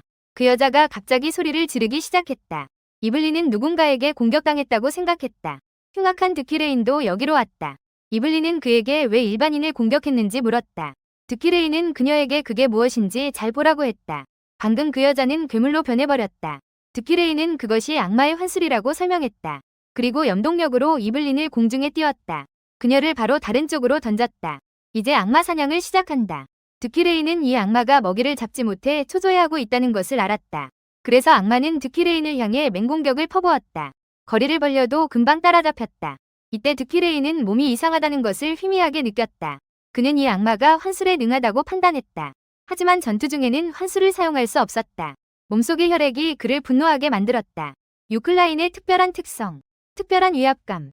악마를 처치할 수 있으며 처치할 때 특별한 혈통을 발산한다. 마력을 정화하거나 악마를 정화할 수 있다. 정화 후 마력의 질이 향상된다. 하지만 성격이 거칠어질 것이다. 이것이 유클라인 가문이 혈통이 드러나는 것이다. 눈앞의 악마를 절대 놓쳐서는 안 된다. 드키레인은 혈통의 분노를 느꼈다. 악마가 다시 돌진할 때 드키레인에게 한 방에 죽었다. 가문이 어둠 클라인. 첫 번째 악마 처리를 위한 추가 보상. 화폐1. 특성 유클라인 각성. 드키레인은 이 악마가 죽기 전에 자신에게 더러운 것을 뿌렸다고 저주했다. 악마의 출현이 시작에 나팔을 울렸다. 플레이어가 없는 게임이 공식적으로 시작되었다. 그 후 의식을 회복한 이블린이 깨어났다. 그녀는 어젯밤 자신이 숲에 있었다는 것만 기억한다. 간호사 언니가 이블린에게 어젯밤 어둠의 산에 악마가 나타났다고 말했다. 너는 어제 악마의 환술에 걸렸어. 충격을 견디지 못하고 기절했어. 드키레인 수석 교수님이 너를 구했어. 악마의 출현으로 어둠의 산이 피해를 입었어. 마탑학원 내부 인원들이 조사 중이야. 이블린은 왜 또 드키레인인지 이해할 수 없었어. 그녀는 간호사 언니에게 자신이 이미 36시간 동안 기절해 있었다는 것을 들었어. 이 문장은 번역할 필요가 없습니다. 오늘은 여전히 수요일이야. 늦었다는 생각에 이블린은 급히 밖으로 나갔어. 줄리아도 여기서 그녀를 기다리고 있었어. 이전에 병문안을 갔을 때 이블린이 아직 깨어나지 않았다는 것을 발견했어. 이블린은 교실 배치가 조금 다르다는 것을 발견했어. 드키레인이 낯선 사람과 함께 들어왔어. 이블린은 그 사람이 누구인지 위하여했어. 드키레인이 소개합니다. 이것은 새로 임명된 조교 앨런입니다. 모두가 이전 교수는 조교를 한 번도 사용한 적이 없다고 이야기합니다. 이블린은 자신의 아버지가 조교가 될 수 있다면 생각했습니다. 그러면 교수의 심사를 통과하고 성과를 쌓을 수 있습니다. 이전에 드키레인 교수는 항상 방관하기만 했습니다. 아버지는 30세까지 연구원이었습니다. 조교가 되지 못했습니다. 드키레인이 어떻게 갑자기 본 적 없는 사람을 조교로 임명했는지 이해할 수 없습니다. 드키레인이 오늘 신체 테스트를 실시한다고 발표했습니다. 3시간 안에 오늘의 과제를 해결해야 합니다. 조교 앨런이 도구를 배포하기 시작했습니다. 이블린은 손에 쥔 팔찌를 바라보았습니다. 드키레인에게 아버지가 도대체 무엇인지 이해할 수 없습니다. 왜 그에게 기회를 주지 않는지 모르겠습니다. 그를 이렇게 비참하게 만든 이유는 무엇인지 모르겠습니다. 이블린이 정신이 팔렸을 때 실비아는 25분 만에 과제를 완료했습니다. 드키레인이 한 번 보고 나서 모두 솔직하게 완벽하다고 말했다. 그리고 그녀에게 일찍 수업을 마쳐도 된다고 말했다. 떠나기 전에 괴로워하는 이블린을 한 번 쳐다보았다. 실비아는 여전히 자신감 있는 표정을 지었다. 이블린은 화가 나서 이를 악물었다. 그녀도 빨리 과제를 끝내고 싶었다. 이후에 3시간 동안 동급생들은 차례로 과제를 마치고 교실을 떠났다. 이블린은 망했다는 것을 알았다. 자신이 실비아보다도 못하다는 것을 알았다. 수업이 끝날 때까지 그녀 혼자 아무것도 해내지 못했다. 그녀도 이게 무슨 일인지 몰랐다. 심지어 자신이 아무것도 이룬 게 없는 바보라고 의심했다. 심지어 학원 졸업도 못할 판에 복수는 무슨. 과제를 포기한 이블린이 떠날 준비를 할 때 드키레인이 그렇게 말하며 5시간 47분. 너는 내가 언제까지 기다리게 할 건가? 이블린은 드키레인이 왜 아직도 안 가는지 이해할 수 없었다. 드키레인이 이렇게 간단한 과제를 하면서도 평정심을 잃다니 비난했다. 이블린은 사과할 수밖에 없었다. 저기 너의 앞에서 너를 조롱하고 있다. 원수가 너의 눈앞에 서 있는데도 너는 무관심하다. 너는 너무 실망스럽다. 너는 평생 내 발끝에도 닿지 못할 것이다. 드키레인은 떠나기 전에 이렇게 말했다. 이블린, 너는 나를 많이 실망하게 했다. 나는 네가 보석이라고 생각했어. 이블린만 교실에 남아있었다. 드키레인이 방금 한 말을 떠올리며 분명히 자극을 받았다. 마음을 다잡고 다시 과제를 시작했다. 그녀는 자신이 반드시 해낼 수 있다고 확신했다. 밖에 있는 드키레인은 이블린의 실력이 문제없다는 것을 알고 있었다. 6시간이 넘게 걸려서야 완성했지만 하지만 이것은 필요한 수련이다. 앞으로 일어날 몇 가지 일에는 성장한 이블린이 필요하다. 어둠의 산에서 악마가 나타나기 시작하면서 주선 임무가 시작되었습니다. 악의가 만연한 시대가 도래할 때 주선 임무에 등장하는 인물이 필요합니다. 이블린이 그중 하나입니다. 비록 지금 그녀는 정신과 마법사 의식이 부족하지만 드키레인은 이블린이 극복할 수 있다고 생각합니다. 뿐만 아니라 성장할 것이라고 믿습니다. 비록 그녀의 성장이 자신에게 위협이 될 수 있지만 드키레인은 그런 일이 발생하지 않도록 할 것입니다. 드키레인의 성격을 더하면 학생이 쫓겨나는 것을 절대 용납하지 않을 것입니다. 이블린이 떠난 후 드키레인이 들어가서 과제 결과를 확인했습니다. 이블린은 6시간 25분 만에 과제를 완료했습니다. 그녀에 대한 평가는 비학원 출신의 오래된 문제를 이어받았습니다. 그러나 성과는 1위를 노릴 수 있습니다. 부본 임무를 완료하십시오. 화폐 1. 드키레인이 퇴근하고 돌아갈 준비를 할 때 한 사람이 그를 기다리고 있다는 것을 발견했습니다. 자이트프 폰 할덴, 즉 유리의 아버지입니다. 동시에 유리와 드키레인의 결혼을 적극적으로 추진하는 당사자 중 한 명입니다. 가장 중요한 것은 그가 게임 초반 전투력 순위에서 3번째인 사람이라는 것입니다. 이런 인물이 자신을 찾아온 이유를 이해할 수 없습니다. 혹시 유리의 눈구석 때문인가요? 또 새로운 사망 변수가 나타나나요? 드키레인은 이런 괴물에 전혀 대항할 방법이 없습니다. 방금 전에 유리의 오빠 자이트가 찾아왔습니다. 그는 최근 유리와 드키레인이 불화하고 있다는 소문을 들었습니다. 그래서 그를 초대해 식사를 하려고 했습니다. 상대방의 친절한 태도에 드키레인은 사망 변수가 생길까 두려워서 마지못해 동의했습니다. 자이트는 이미 식당을 정했습니다. 그는 또한 연결된 이상 끝까지 책임져야 한다는 원칙을 가지고 있습니다. 곧 식사 시간을 확인했습니다. 드키레인은 거절할 권리가 없었습니다. 거절할 수 없다. 자이트는 가족을 최우선으로 생각한다. 그의 계획을 방해하면 그가 무엇을 할지 모른다. 얼마 지나지 않아 유리 쪽에서는 자이트는 그녀와 친절하게 대화하며 드키레인과 만나는 문제를 이야기하고 있다. 유리는 그와 방금 다툼을 했다고 말했다. 지금 기사 양성으로 바빠서 만날 시간도 없다. 자이트는 그녀에게 성질을 부리지 말라고 했다. 그가 눈구석을 산 것도 너를 위해 무기를 만들기 위함이다. 이 말을 듣고 유리는 더욱 화가 났다. 만약 정말로 자신을 위해 무기를 만든다면 그럼 결혼을 취소하겠다. 그때 자이트도 화가 났다. 유리에게 다시 잘 생각해보라고 했다. 약혼 해제를 말하는 것은 너무 터무니없다. 이전에 가족의 이익을 위해 감정을 버릴 수 있다고 하지 않았나. 드키레인보다 너를 더 사랑하는 사람은 없다. 아니면 이미 좋아하는 사람이 생겼나? 유리는 없다고 대답했다. 그럼 드키레인의 능력 문제를 걱정하고 있다는 거다. 유리는 그것이 아니라고 말했다. 말은 이미 아주 분명하게 나왔다.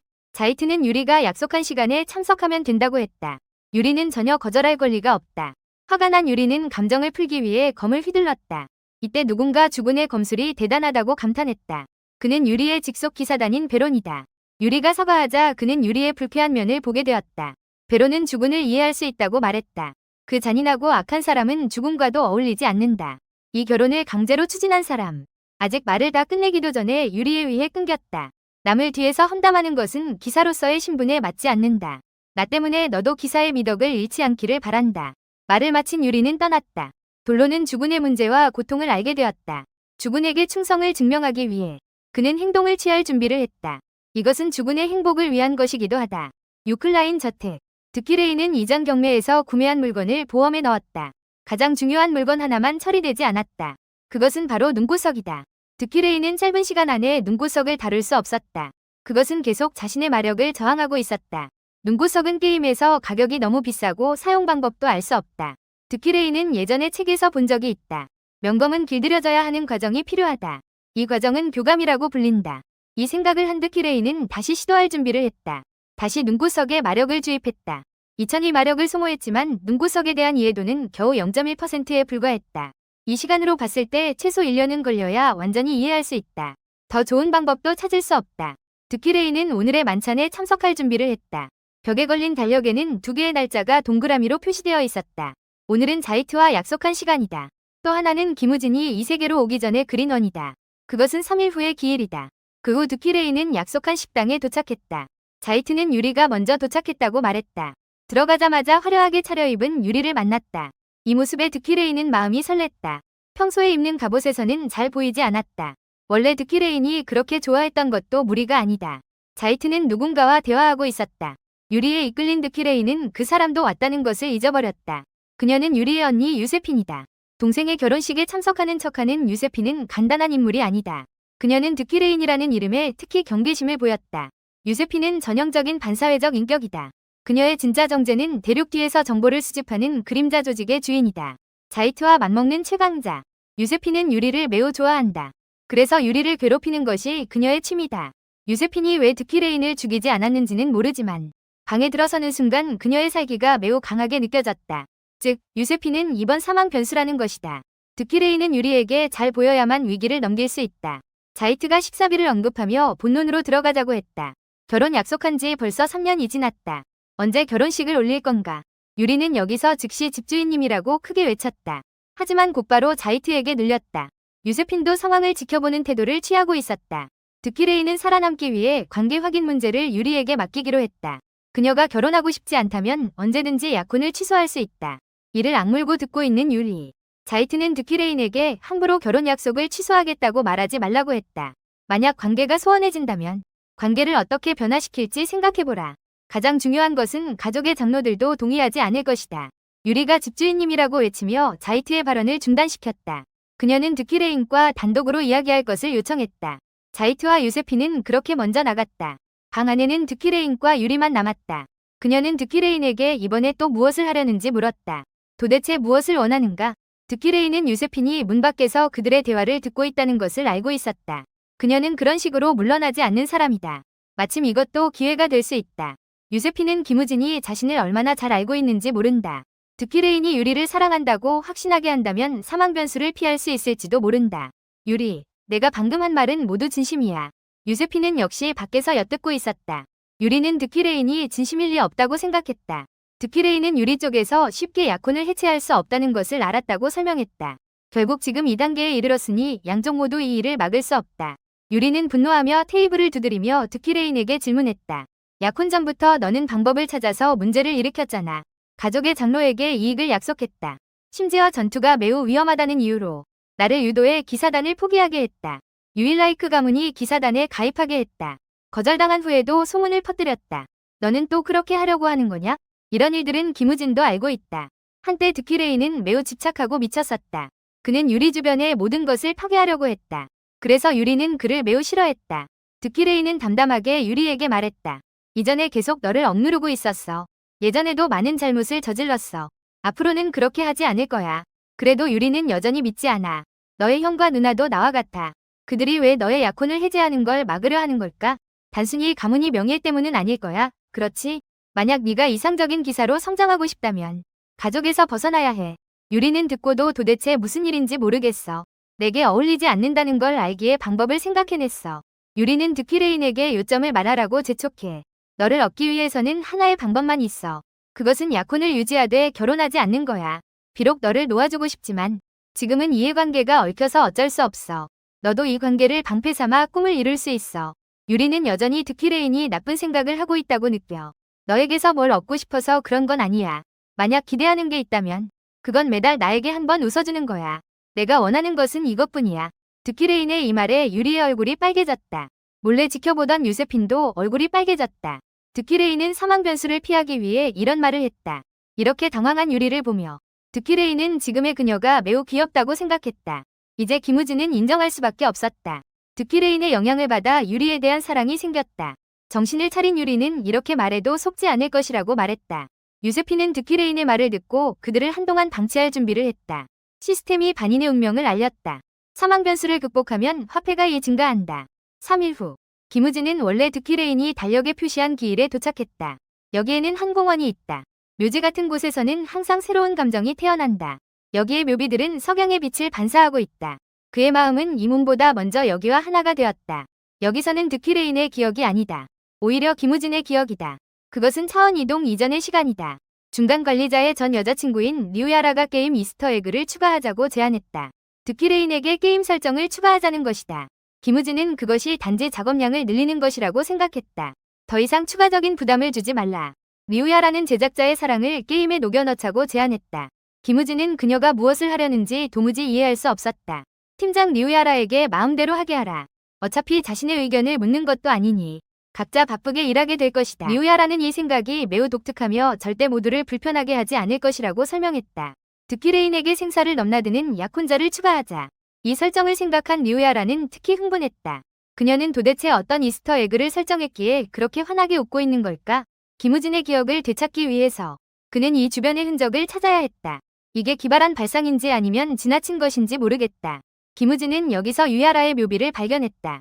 이해할 수 없는 것은 유야라가 왜 묘비의 이름을 새겼는가이다. 분명히 김보진을 모델로 한 사람은 드퀴레인이다. 또한 전 여자친구인 유야라를 이별과 죽음으로 설정했다. 도대체 왜 그런 걸까? 김우진은 묘비 위의 이름을 만졌다. 쉽게 전생의 감정을 불러일으켰다. 마치 유야라가 속삭이는 소리가 들리는 듯했다. 과거의 기억이 그에게 밀려왔다. 유야라는 수줍게 웃으며 김우진의 원화를 칭찬했다. 겨울에 김우진에게 외투를 덮어줄 때, 막다른 길에 다다랐을 때 조용히 지지해줄 때, 7년 동안 그를 떠나지 않았다. 이 모든 것은 그 여자에 대한 기억이다. 한 남자가 여기서 드퀴레인을 찾았다. 입에서 이 더러운 마법사에 대해 중얼거렸다. 울고 난 후 김우진도 차분해졌다. 이건 드퀴레인의 특성 덕분이다. 한 사람의 그림자가 그의 앞에 나타났다. 이 사람은 루크아크다. 상대방도 드퀴레인이 자신을 알고 있다는 것에 놀랐다. 드퀴레인은 물론 알고 있었다. 이 사람은 게임 중반 마법사에게 가장 큰 위협이다. 왜냐하면 그는 전용 스킬인 마법 무효화를 가지고 있기 때문이다. 드퀴레인은 이 특성의 강력함을 알고 있었다. 심지어 발동 조건도 필요 없다. 신체 접촉도 필요 없다. 루크아크가 나타나는 일정 범위 내에서는 마법을 사용할 수 없다. 루크아크가 직진에 다가왔다. 드키레이는 몸을 피하며 공격을 피했다. 뒤에서 연속으로 몇 번의 공격도 피했다. 일반 마법사는 이런 상황에 직면하면 이를 악물게 된다. 하지만 드키레이는 다르다. 그는 루크아크에게 주먹을 날렸다. 상대방은 아직 무슨 일이 일어난 건지 모른다. 마법이 무효화되어도 나에게는 소용이 없다. 드키레인의 큰 발이 루크아크를 밟았다. 이 이야기는 10일 전부터 시작된다. 10화폐를 모은 드키레인은 마력 품질 강화를 구매했다. 마력 사용 효율이 크게 향상되었다. 같은 마력이 이전보다 더 강력해졌다. 시스템이 마력 적응 강화 1단계가 적응되었다고 알렸다. 드키레인은 다음 단계 훈련에 적응할 준비를 했다. 그는 그냥 난간을 잡아보았다. 난간을 잡자마자 움푹 들어간 자국이 생겼다. 드키레인은 이 장면을 믿을 수 없었다. 즉, 몸의 질량도 강화되었다는 것이다. 루크아크는 드키레인에게 맞아 쓰러졌다. 시스템이 악당의 운명을 알렸다. 사망 변수를 극복하여 화폐가 증가했다. 역시 마력 품질 강화도 특성에 적응되었다. 철인 특성을 이용해 루크아크를 이기고 싶었다. 하지만 특성이 강화되면서 쉽게 이겼다. 루크아크는 드키레인을 고루한 마법사라고 욕하고 있었다. 마법이 없으면 아무것도 할 수 없는 벌레. 드키레인은 루크아크의 특성이 마법사에 대한 분노에서 비롯된 것을 알고 있었다. 하지만 이 능력은 배신 상태를 드러냈다. 드키레인은 그를 다시 자극할 준비를 했다. 루크아크, 너는 적기족이잖아. 이 말을 듣고 루크아크는 몸이 움찔하며 분명히 방어가 무너졌다. 적기족은 태어날 때 붉은 태막에 쌓여서 이름이 붙여졌다. 그래서 세상 사람들에게 악마의 혈족이라고 불린다. 그들은 대륙 곳곳에서 신분을 숨기고 살고 있다. 그들은 마법사의 천적이다. 마법이 세상에 나온 것은 악마를 처치하기 위해서다. 마법사와 적기족의 갈등은 이 게임의 핵심 요소 중 하나이기도 하다. 이것은 이 게임의 주요 퀘스트 중 하나입니다. 적기족은 혈통 때문에 언제든지 생명이 위협받을 수 있습니다. 지금 어딘가에서 누군가 그들을 정리하고 있을지도 모릅니다. 루크아크, 당신들이 겪는 압박을 이해합니다. 하지만 당신이 무고한 마법사를 죽인다면 괴물과 다를 바 없습니다. 루크아크는 드키레인에게 입 다물라고 하고 죽이려면 죽이라고 합니다. 더 이상 말하지 마세요. 당신들 적귀족은 무고합니다. 이때 루크아크는 드키레인이 헛소리하고 있다고만 느꼈습니다. 저는 유클라인의 드키레인입니다. 아무런 품위를 잃지 않고 고귀한 혈통을 가진 귀족입니다. 제가 품위를 잃는 경우는 많지 않습니다. 오직 악마를 대할 때뿐입니다. 고대부터 악마를 사냥해온 유클라인 혈통입니다. 악마를 발견하면 혈액이 끓어오릅니다. 이것은 억제할 수 없는 본능입니다. 하지만 내가 품위를 잃었다고 생각해? 아니면 내 도발에 흔들린 건가? 그래서 너는 인간이구나. 이 말을 들은 루크아크는 놀라움을 금치 못했다. 그에게 진실을 말하는 것도 귀족으로서의 품격이다. 그러니 내 말을 믿어도 된다. 그때 누군가 현장에 도착했다. 드키레인이 한 발로 루크아크를 기절시켰다. 이제 순순히 체포를 받아라. 온 사람은 근처의 경찰관이었다. 그는 드키레인의 발차기가 마치 포스터를 찍는 것 같다고 칭찬했다. 드키레인이 손을 들어 마법을 시전했다. 하얀 빛이 점차 실체를 이루었다. 경찰관은 마법이 이렇게 우아할 수 있다는 것을 믿을 수 없었다. 일반적인 방법으로는 루크아크를 가둘 수 없다. 드키레인은 특별히 제작된 철사를 경찰관에게 건넸다. 경찰관도 이 범인이 어떻게 탈옥했는지 몰랐다. 마궁의 레이더도 감지하지 못했다. 드키레인도 경찰에게 어떻게 이렇게 빨리 왔는지 물었다. 이어서 경찰은 신고를 받았다고 설명했다. 나무 뒤에 한 사람이 이 모든 것을 듣고 있었다. 그 후 드키레인은 떠났다. 다행히 이번 사건은 피를 보지 않고 마무리되었다. 내 흔적이 있는 곳에서 나는 누구를 다치게 하고 싶지 않다. 다음 날, 유일라이크는 베에트에서 15년에 한 번 열리는 회의 소식을 받았다. 이때 드키레인은 아직 운동 중이었다. 여동생 유리엘이 직접 베에트의 양지서를 가져왔다. 그녀는 또한 자존심을 세우며 가족을 세심하게 돌보는 것이 가주로서의 의무라고 말했다. 양지서에는 어둠의 산에 악마가 나타났다는 내용이 대략 적혀 있었다. 그래서 모두를 베에트로 초대해 이 사건을 논의하자고 했다. 시스템이 퀘스트, 베에트의 소집을 알렸다. 드키레인은 유리엘에게 일주일 후 두 사람이 함께 가야 한다고 말했다. 유리엘은 호의가 필요하다고 생각했다. 집에 있는 운전사를 부를 수 있다. 그는 이전에 기사 출신이었다. 드키레인은 가장 필요 없는 것이 운전사라고 설명했다. 유리엘은 호의가 필요하다고 생각했다. 그렇지 않으면 베에트로 가는 길에 목숨을 잃을 가능성이 높았다. 드키레인은 여동생 유리엘이 자신을 걱정하고 있는지 물었다. 유리엘은 다시 한번 오만하게 부인했다. 단지 네가 가주 자리를 물려줄 때 죽지 않기를 바랄 뿐이다. 유리엘은 드키레인에게 호의 문제에 대해 걱정하지 말라고 했다. 그녀가 믿을 수 있는 사람을 찾는 책임을 질 것이다. 어떤 기사단 주든지. 유리는 여기서 기사를 훈련시키고 있다. 옆에 있는 노기사는 걱정스러운 표정을 짓고 있었다. 중요한 의뢰를 받았기 때문이다. 보고해야 할지 말아야 할지 모르겠다. 기사단의 베론이 갑자기 나타나 그를 놀라게 했다. 그 후 그는 베론과 드키레인의 호위 의뢰에 대해 이야기했다. 정확히 말하자면 기차 전체의 안전을 지키는 것입니다. 베론은 매우 화가 나 있지만 그래도 의뢰를 받아야 한다고 생각합니다. 완료하면 명성이 크게 떨칠 것입니다. 재정 수입에도 도움이 됩니다. 노 기사는 여전히 단장과 드키레인의 일에 대해 걱정하고 있습니다. 베론은 그녀에게 단장이 이의가 없을 것이라고 말했습니다. 그녀는 확실히 공과 사를 구분할 수 있습니다. 깨달음을 얻은 노 기사는 바로 유리를 찾으러 갔습니다. 그 자리에 남은 것은 우울한 표정의 베론뿐이었습니다. 베에트 회의는 대륙의 모든 마법사를 소집하여 의견을 묻는 것입니다. 마탁뿐만 아니라 편지를 받은 마법사들은 모두 참석할 것입니다. 베에트의 영향력은 전체 마법계의 정점입니다. 10여 년에 한 번 회의를 여는 것은 정말 드문 일입니다. 회의에 참석할 수 있는 사람들은 전 세계의 명문 가문 출신입니다. 베에트 소집은 마법사의 무덤이라고도 불립니다. 이때 베에트 플랫폼 유리는 호위를 맡을 기사들을 배치하고 있다. 그들은 목표 인물이 오기를 기다리고 있다. 잠시 후 정장 차림의 드키레인이 도착했다. 하지만 그는 뭔가 이상하다는 것을 느꼈다. 위탁된 호위가 유리의 기사단이라는 사실에 놀랐다. 그녀는 얼굴이 붉어지며 드키레인에게 최선을 다해 호위하겠다고 약속하고 있었다. 드키레인은 아직 상황이 어떻게 된 건지 이해하지 못했다. 유리는 이전에 드키레인이 한 달 동안 자신에게 웃어달라고 했던 말을 떠올렸다. 한 번. 얼굴이 붉어진 그녀는 도대체 어떻게 해야 할지 몰랐다. 웃어야 할지 말아야 할지, 어떻게 웃어야 할지, 아무렇게나 웃어야 할지, 아니면 다른 방식으로 웃어야 할지. 노기사는 모두 단장이 너무 존경스럽다고 생각했다. 이렇게 서로 싫어하면서도 적응하려고 애쓰고 있었다. 노기사가 분위기를 풀려고 할 때 베론도 앞으로 나와 인사하며 이번 호위임을 소개했다. 노기사는 드키레인 교수에게 안심하라고 말했다. 이 자식의 실력은 기사단에서 가장 강하다. 드키레인은 베론의 손이 검자루에 놓여있는 것을 발견했다. 만일을 대비해 그는 육안으로 정보를 확인했다. 그러나 여전히 베론에게서 특별한 기운을 느낄 수 없었다. 베론은 자발적으로 드키레인을 따라 차실로 가기로 했다. 이때 유리도 드키레인에게 작별 인사를 하고 떠날 준비를 했다. 절반쯤 가다가 다시 돌아섰다. 억지로 웃음을 지어 보였다. 노기사는 무슨 일인지 몰랐다. 이 장면을 본 드키레인의 입가에도 미소가 번졌다. 그녀가 약속을 지키기 위해 노력하고 있었구나. 몇 시간 후 드키레인이 탄 기차에는 사람들이 하나둘씩 오기 시작했다. 그는 베론에게 잠시 쉬라고 했다. 베에트의 소집이 마법사의 무덤이라 불리는 이유도 있다. 매번 소집 회의에는 돌발 사건이 발생하기 때문이다. 그것은 바로 기차 공격이다. 예기치 않은 일이 없도록 안전한 기차를 선택해야 한다. 100% 안전한 기차를 선택하고 싶다. 어둠 속의 인맥을 통해 정보를 사야 한다. 원래 몸의 드키레인은 분명 이렇게 했을 것이다. 하지만 지금의 드키레인은 이 계획을 실행하기에는 너무 무리다. 왜냐하면 이 세계로 넘어온 기무즈는 모든 어둠 속의 인맥을 잃었기 때문이다. 그래서 드키레인은 오기 전에 준비를 해두었다.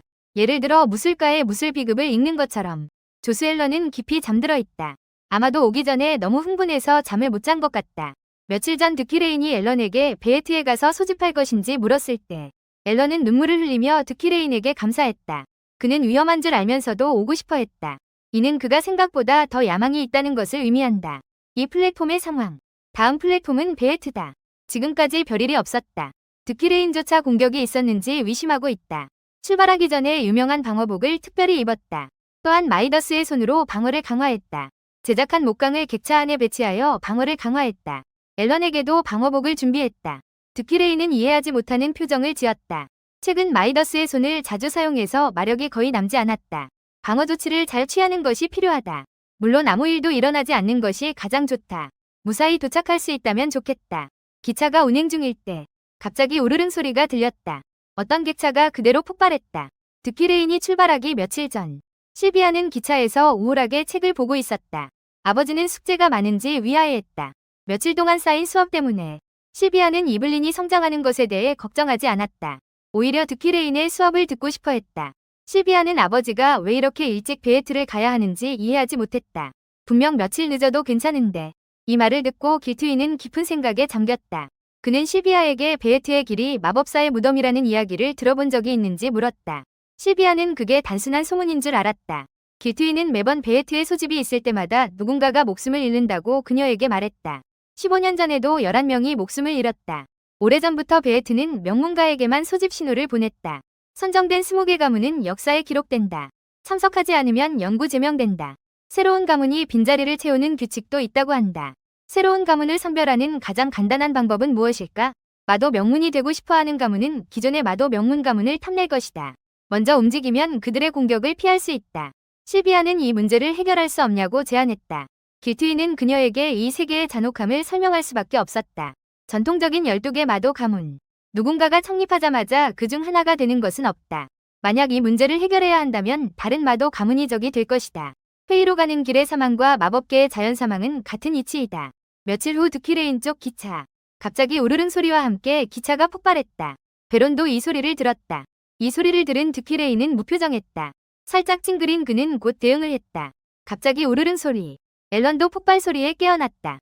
드퀴레인이 있는 객실이 폭발로 구멍이 뚫렸다. 앨런은 드퀴레인에게 빨리 큰일이 났다고 보라고 했다. 기차가 공중에 떠 있었다. 드퀴레인은 이전의 노력이 헛되지 않았음을 다행스럽게 생각했다. 초급 염동 마법을 배우고 다른 준비도 마쳤다. 공격자들은 그가 드퀴레인 교수라는 이유로 전체 기차를 처리해야 하냐고 불평했다. 우두머리가 그들에게 불평하지 말라고 했다. 이번 임무를 완수하면 풍부한 보상이 있다.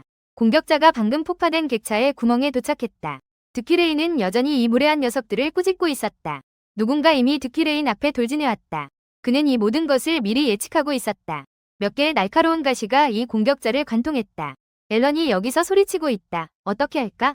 드퀴레인이 손날로 그를 기절시켰다. 방금 베론도 여기에 도착했다. 드퀴레인은 그에게 앨런을 안전한 곳으로 데려가라고 했다. 다른 승객들도 대피시키라고 덧붙였다. 베론은 주저하지 않고 앨런을 데리고 기차에서 뛰어내렸다. 그들이 떠나는 뒷모습을 바라보았다. 드퀴레인은 방금 앨런을 기절시킬 때 손의 감촉이 너무 부드러웠다는 것을 떠올렸다. 무언가를 생각해낸 것 같았다. 이를 끝낸 후에 생각할 준비를 했다. 드퀴레인은 이 분쟁을 일으킨 공격자들을 처리해야 했다. 너희의 목숨은 여기서 사라질 것이다. 베론은 이미 앨런을 안전한 곳으로 데려갔다. 그는 의미심장하게 기차 위를 바라보았다. 얼마 지나지 않아 기차 위의 공격자들은 드퀴레인에 의해 모두 처치되었다. 그는 생각에 잠겨 힘이 빠졌다. 폭발을 줄이기 위해 그는 계속해서 마력을 소모했다. 마력은 이미 바닥이 났다. 이때 베론이 여기로 왔다. 그는 드퀴레인에게 승객들이 안전하게 이동했다고 말했다. 떠나자고 제안한 드퀴레인은 상대방의 이상함을 발견했다. 눈앞의 베론은 방금 전과 다른 눈빛을 하고 있었다. 자신도 방금 전 이 공격에 놀랐다. 이 사람은 전혀 당황하지 않았다. 다음 장면에서 일어난 일은 드퀴레인을 놀라게 했다. 베론의 몸에서 붉은 빛이 뿜어져 나왔다. 드퀴레인은 이것이 악당의 운명임을 깨달았다. 상대방은 처음에 특성을 숨겨 그를 방심하게 만들었다. 베론이 검을 뽑았다. 다행히도 너는 살아남았다. 너의 목숨은 내가 직접 끝내야 한다. 드퀴레인이 누가 지시했는지 유인가 묻는다. 아직 말을 다 끝내기도 전에 베론이 끊었다. 너의 입에서 주군의 이름을 듣고 싶지 않다. 주군도 그런 사람이 아니다. 함부로 추측하지 마라. 주군을 위해 너를 반드시 죽여야 한다. 드퀴레인은 정말 유리와는 상관없는 것 같다는 것을 깨달았다. 이전에 그 노기사님이 베론의 실력이 기사단에서 가장 강하다고 말했다. 드퀴레인은 남은 마력이 10밖에 없는 자신이 이길 수 없다는 것을 알고 있었다. 베론이 검을 들고 돌진해왔다. 드퀴레인은 지금 유일한 방법이 하나뿐임을 알았다. 그는 열차를 지탱하고 있던 염동 마법을 해제했다. 전체 열차가 곧바로 떨어졌다. 이때 다른 쪽에서는 실비아의 기사가 그녀에게 아이스크림을 먹고 싶은지 물었다. 하지만 그녀는 이미 질렸다. 기사에게서 유클라인과 리반드 두 가문이 오지 않았다는 소식을 들었다. 이 말을 듣고 실비아는 한숨을 쉬었다. 기사는 그녀가 누군가를 기다리고 있다고 생각했다. 혼자인 실비아는 드퀴레인의 이름을 중얼거렸다. 실비아는 어느 날 묘지를 방문해 돌아가신 어머니를 보았다. 그녀는 자주 어머니께 불평을 털어놓았다. 드퀴레인이라는 교수는 나쁜 사람이다. 자주 많은 숙제를 내준다. 수업을 듣지 않으면 안 된다. 그때 실비아는 한 목소리를 들었다. 그녀는 그 목소리의 방향으로 고개를 돌렸다. 충격적인 장면을 발견했다. 그녀는 한눈에 그것이 드퀴레인임을 알아보았다. 누군가의 묘비 앞에 무릎을 꿇고 있었다. 실비아는 그 같은 사람은 고인을 추모하지 않을 것이라고 생각했다. 드퀴레인이 일어설 때 그녀는 드퀴레인의 얼굴에 눈물이 맺혀 있는 것을 발견했다. 이것은 실비아를 놀라게 했다. 평소에 냉담하고 공격적인 그가 눈물을 흘리다니. 원래는 단지 싫어하는 교수인 줄 알았다.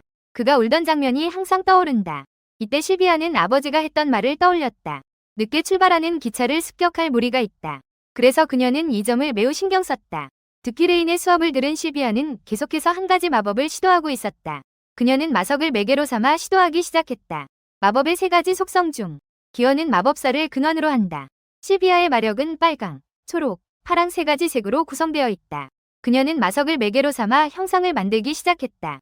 눈부신 삼색 광채가 퍼진 후 이것은 시비아가 만든 삼원색의 결과물이다. 그리고 그것에 비조라는 이름을 붙였다. 이후 그것의 몸에 마력을 주입했다. 이 새가 대신하여 보고 싶은 것을 보게 했다. 지금 드퀴레인의 상황. 기차가 반산중턱에 걸려서 계곡 아래로 떨어지지 않았다. 뼈가 몇 개 부러졌지만 철인 특성으로 회복할 수 있다. 하지만 위험이 다가오고 있다. 베론이 이미 달려왔다. 그가 전혀 다치지 않은 것처럼 보인다. 드퀴레인은 즉시 마법을 발동했다. 베론을 찔렀지만 아무 반응이 없었다. 보호 마법에 막혔기 때문이다. 베론이 다시 달려오는 것을 보며 드퀴레인은 간신히 염동력으로 주변의 결정석을 막았다. 막고. 하지만 이런 것은 그를 전혀 막을 수 없다. 지금 베론이 너무 강해졌다. 설령 정점 상태의 드퀴레인이라도 그를 이길 수 있을지 의문이다. 그래도 포기할 준비는 되어 있지 않았다. 드퀴레인은 굴하지 않는 특성을 가지고 있기 때문이다. 정신력은 전투가 끝날 때까지 유지된다. 간섭 마법도 효과가 없다. 베론은 드퀴레인이 자신의 공격을 절대 막을 수 없다고 생각했다. 하지만 드퀴레인은 뒤로 물러났다. 결정석도 베론의 한 검에 부서졌다. 이때 드퀴레인은 어찌할 바를 몰랐다. 만약 지금 죽으면 게임이 끝나는 건가? 모든 것이 아무 일도 없었던 것처럼 보였다. 깨어나면 다시 사무실에 있을까? 시비아의 새도 날아왔다. 베론의 검이 드퀴레인을 찌르려 할 때 드퀴레인의 귀에 지지직거리는 소리가 들렸다. 주변의 공간이 갑자기 왜곡되었다. 베론이 검을 잡고 있는 손목이 보이지 않는 무언가에 긁혔다. 두 사람 모두 반응하지 못했다. 베론의 손바닥이 잘려나가 날아갔다. 이 고통이 그로 하여금 포효하게 만들었다. 드퀴레인은 상황을 알지 못했지만 기회가 왔음을 알았다. 남은 마력을 사용해 염동력으로 베론의 다리를 찔렀다. 발을 딛지 못한 베론은 그대로 기차 밖으로 떨어졌다. 절벽에서 떨어질 위기에 처한 베론은 작은 칼을 꺼냈다. 기차의 내벽에 찔렸다. 그렇게 온몸이 절벽 가장자리에 걸려 있었다. 이때 드퀴레인이 다가왔다. 절벽에 걸린 베론을 바라보았다. 그는 드퀴레인에게 방금 무엇을 했는지 물었다. 하지만 드퀴레인도 자신이 무슨 일이 있었는지 몰랐다. 베론에게 왜 자신에게 이렇게 적대적인지 반문했다. 두 사람은 충돌이 없어야 했다. 이유를 말해야 한다면 그것은 네가 주군에게 저지른 악행이다. 드퀴레인은 베론이 유리를 위해서라고 말하는 것을 이해하지 못했다. 또 유리가 지시한 것이 아니라고 말했다. 유리는 너에게 도대체 무엇인가? 베론은 솔직히 드퀴레인이 절대 이런 감정을 이해할 수 없다고 말했다. 많은 년 전이 어느 날 유리가 한 귀족집에서 귀부인을 도와 한 소년을 붙잡았다. 소년은 계속해서 상대방이 잘못했다고 소리쳤다. 귀부인은 소년이 담을 넘어들어와 자신의 아들을 다치게 했다고 지적했다. 이 점을 발견한 유리는 즉시 사실인지 확인했다. 그렇게 높은 담을 넘을 수 있다는 것은 그의 신체 능력이 간단하지 않다는 것을 의미한다. 유리는 귀부인에게 이 소년을 경찰서에 넘기겠다고 약속했다. 길 내내 소년은 유리에게 자신을 놓아달라고 했다. 유리도 귀부인 가족의 품행이 좋지 않다는 것은 잘 알려진 사실이라는 것을 알고 있었다. 하지만 너가 사람을 때리는 것은 잘못된 것이다. 이후 유리는 소년에게 자신과 함께 갈 것인지 물었다. 위기에 대처하는 방법을 가르쳐줄 것이다. 소년은 오직 밥을 주냐고 물었다. 그것이 베론과 유리가 처음 만난 순간이었다. 이후 그는 기사단의 일원이 되었다. 하지만 성격과 신분 때문에 기사단에 녹아들 수 없었다. 이런 때에 그를 걱정하는 사람은 한 명뿐이다. 그 사람은 바로 단장 유리다. 그는 단장 곁에만 있을 수 있다면 좋겠다고 생각했다. 단장은 항상 그의 앞에 서 있었다. 항상 다른 사람들을 도와주었다. 항상 악과 싸우고 있었다. 베론은 이런 주군을 존경했다. 동시에 사랑하는 마음도 점점 커졌다. 물론 그는 자신의 사랑이 주군에게는 골칫거리라는 것을 알고 있었다. 그래서 드퀴레인을 죽여야 한다고 생각했다. 너는 항상 주군을 괴롭히고 있으니까. 드퀴레인도 이것이 모두 원래 몸의 주인의 악과 때문이라는 것을 알고 있었다. 하지만 지금 그렇게 생각하는 것은 잘못이다. 김우진이 드퀴레인이 저지른 악행을 바꿀 것이다. 이번 드퀴레인의 결말은 무너지는 방향으로 가지 않을 것이다. 드퀴레인이 베론에게 손을 내밀었다. 그리고 그에게 유리를 절대 해치지 않겠다고 약속했다. 그러나 베론은 아무 말도 하지 않았다. 드퀴레인도 뭔가 이상하다는 것을 느꼈다. 악당의 운명은 변하지 않았고 오히려 더 심각해졌다. 이것은 드퀴레인을 매우 화나게 했다. 너는 반성할 줄 모르는 것 같아. 베론도 드퀴레인을 죽이겠다는 생각을 바꾸지 않겠다고 말했다. 결정석을 주운 드퀴레인은 베론을 어리석고 무지하다고 저주했다. 오늘 너의 이기적인 선택은 유리를 평생 괴롭힐 거야. 드퀴레인은 결정석을 집어 베론에게 던졌다. 다른 쪽에 유도 소름이 끼쳤다. 노기사는 그녀에게 어떻게 된 일인지 의문을 가졌다. 베론의 말은 걱정하지 마. 그 아이는 이미 성장했다. 절벽에서 떨어진 베론은 그의 군주에게 축복을 빌었다. 평생 안전하고 행복하길. 방금 전에 이 창조된 새가 기차 위를 맴돌고 있다. 시비아는 그것을 통해 방금 전 이 일을 보았다. 드퀴레인은 그의 호위기사를 죽였다. 정확히 말하자면 호위기사가 드퀴레인을 죽이려 했다. 그는 정당방위로 상대를 죽였다. 이때 실비아 가문이 기사가 그녀를 찾았다. 회의가 시작된다고 그녀에게 알렸다. 실비아는 드퀴레인이 올지 모르고 있었다. 기차 사고가 발생하여 치안부국장 리리아가 현장에 도착했다. 부하경찰이 베에트가 회의를 소집했다고 설명했다. 이런 일은 자주 발생한다. 현재 현장에서 사상자는 발견되지 않았다. 그러나 드퀴레인과 그의 조수 앨런은 의식을 잃은 상태였다.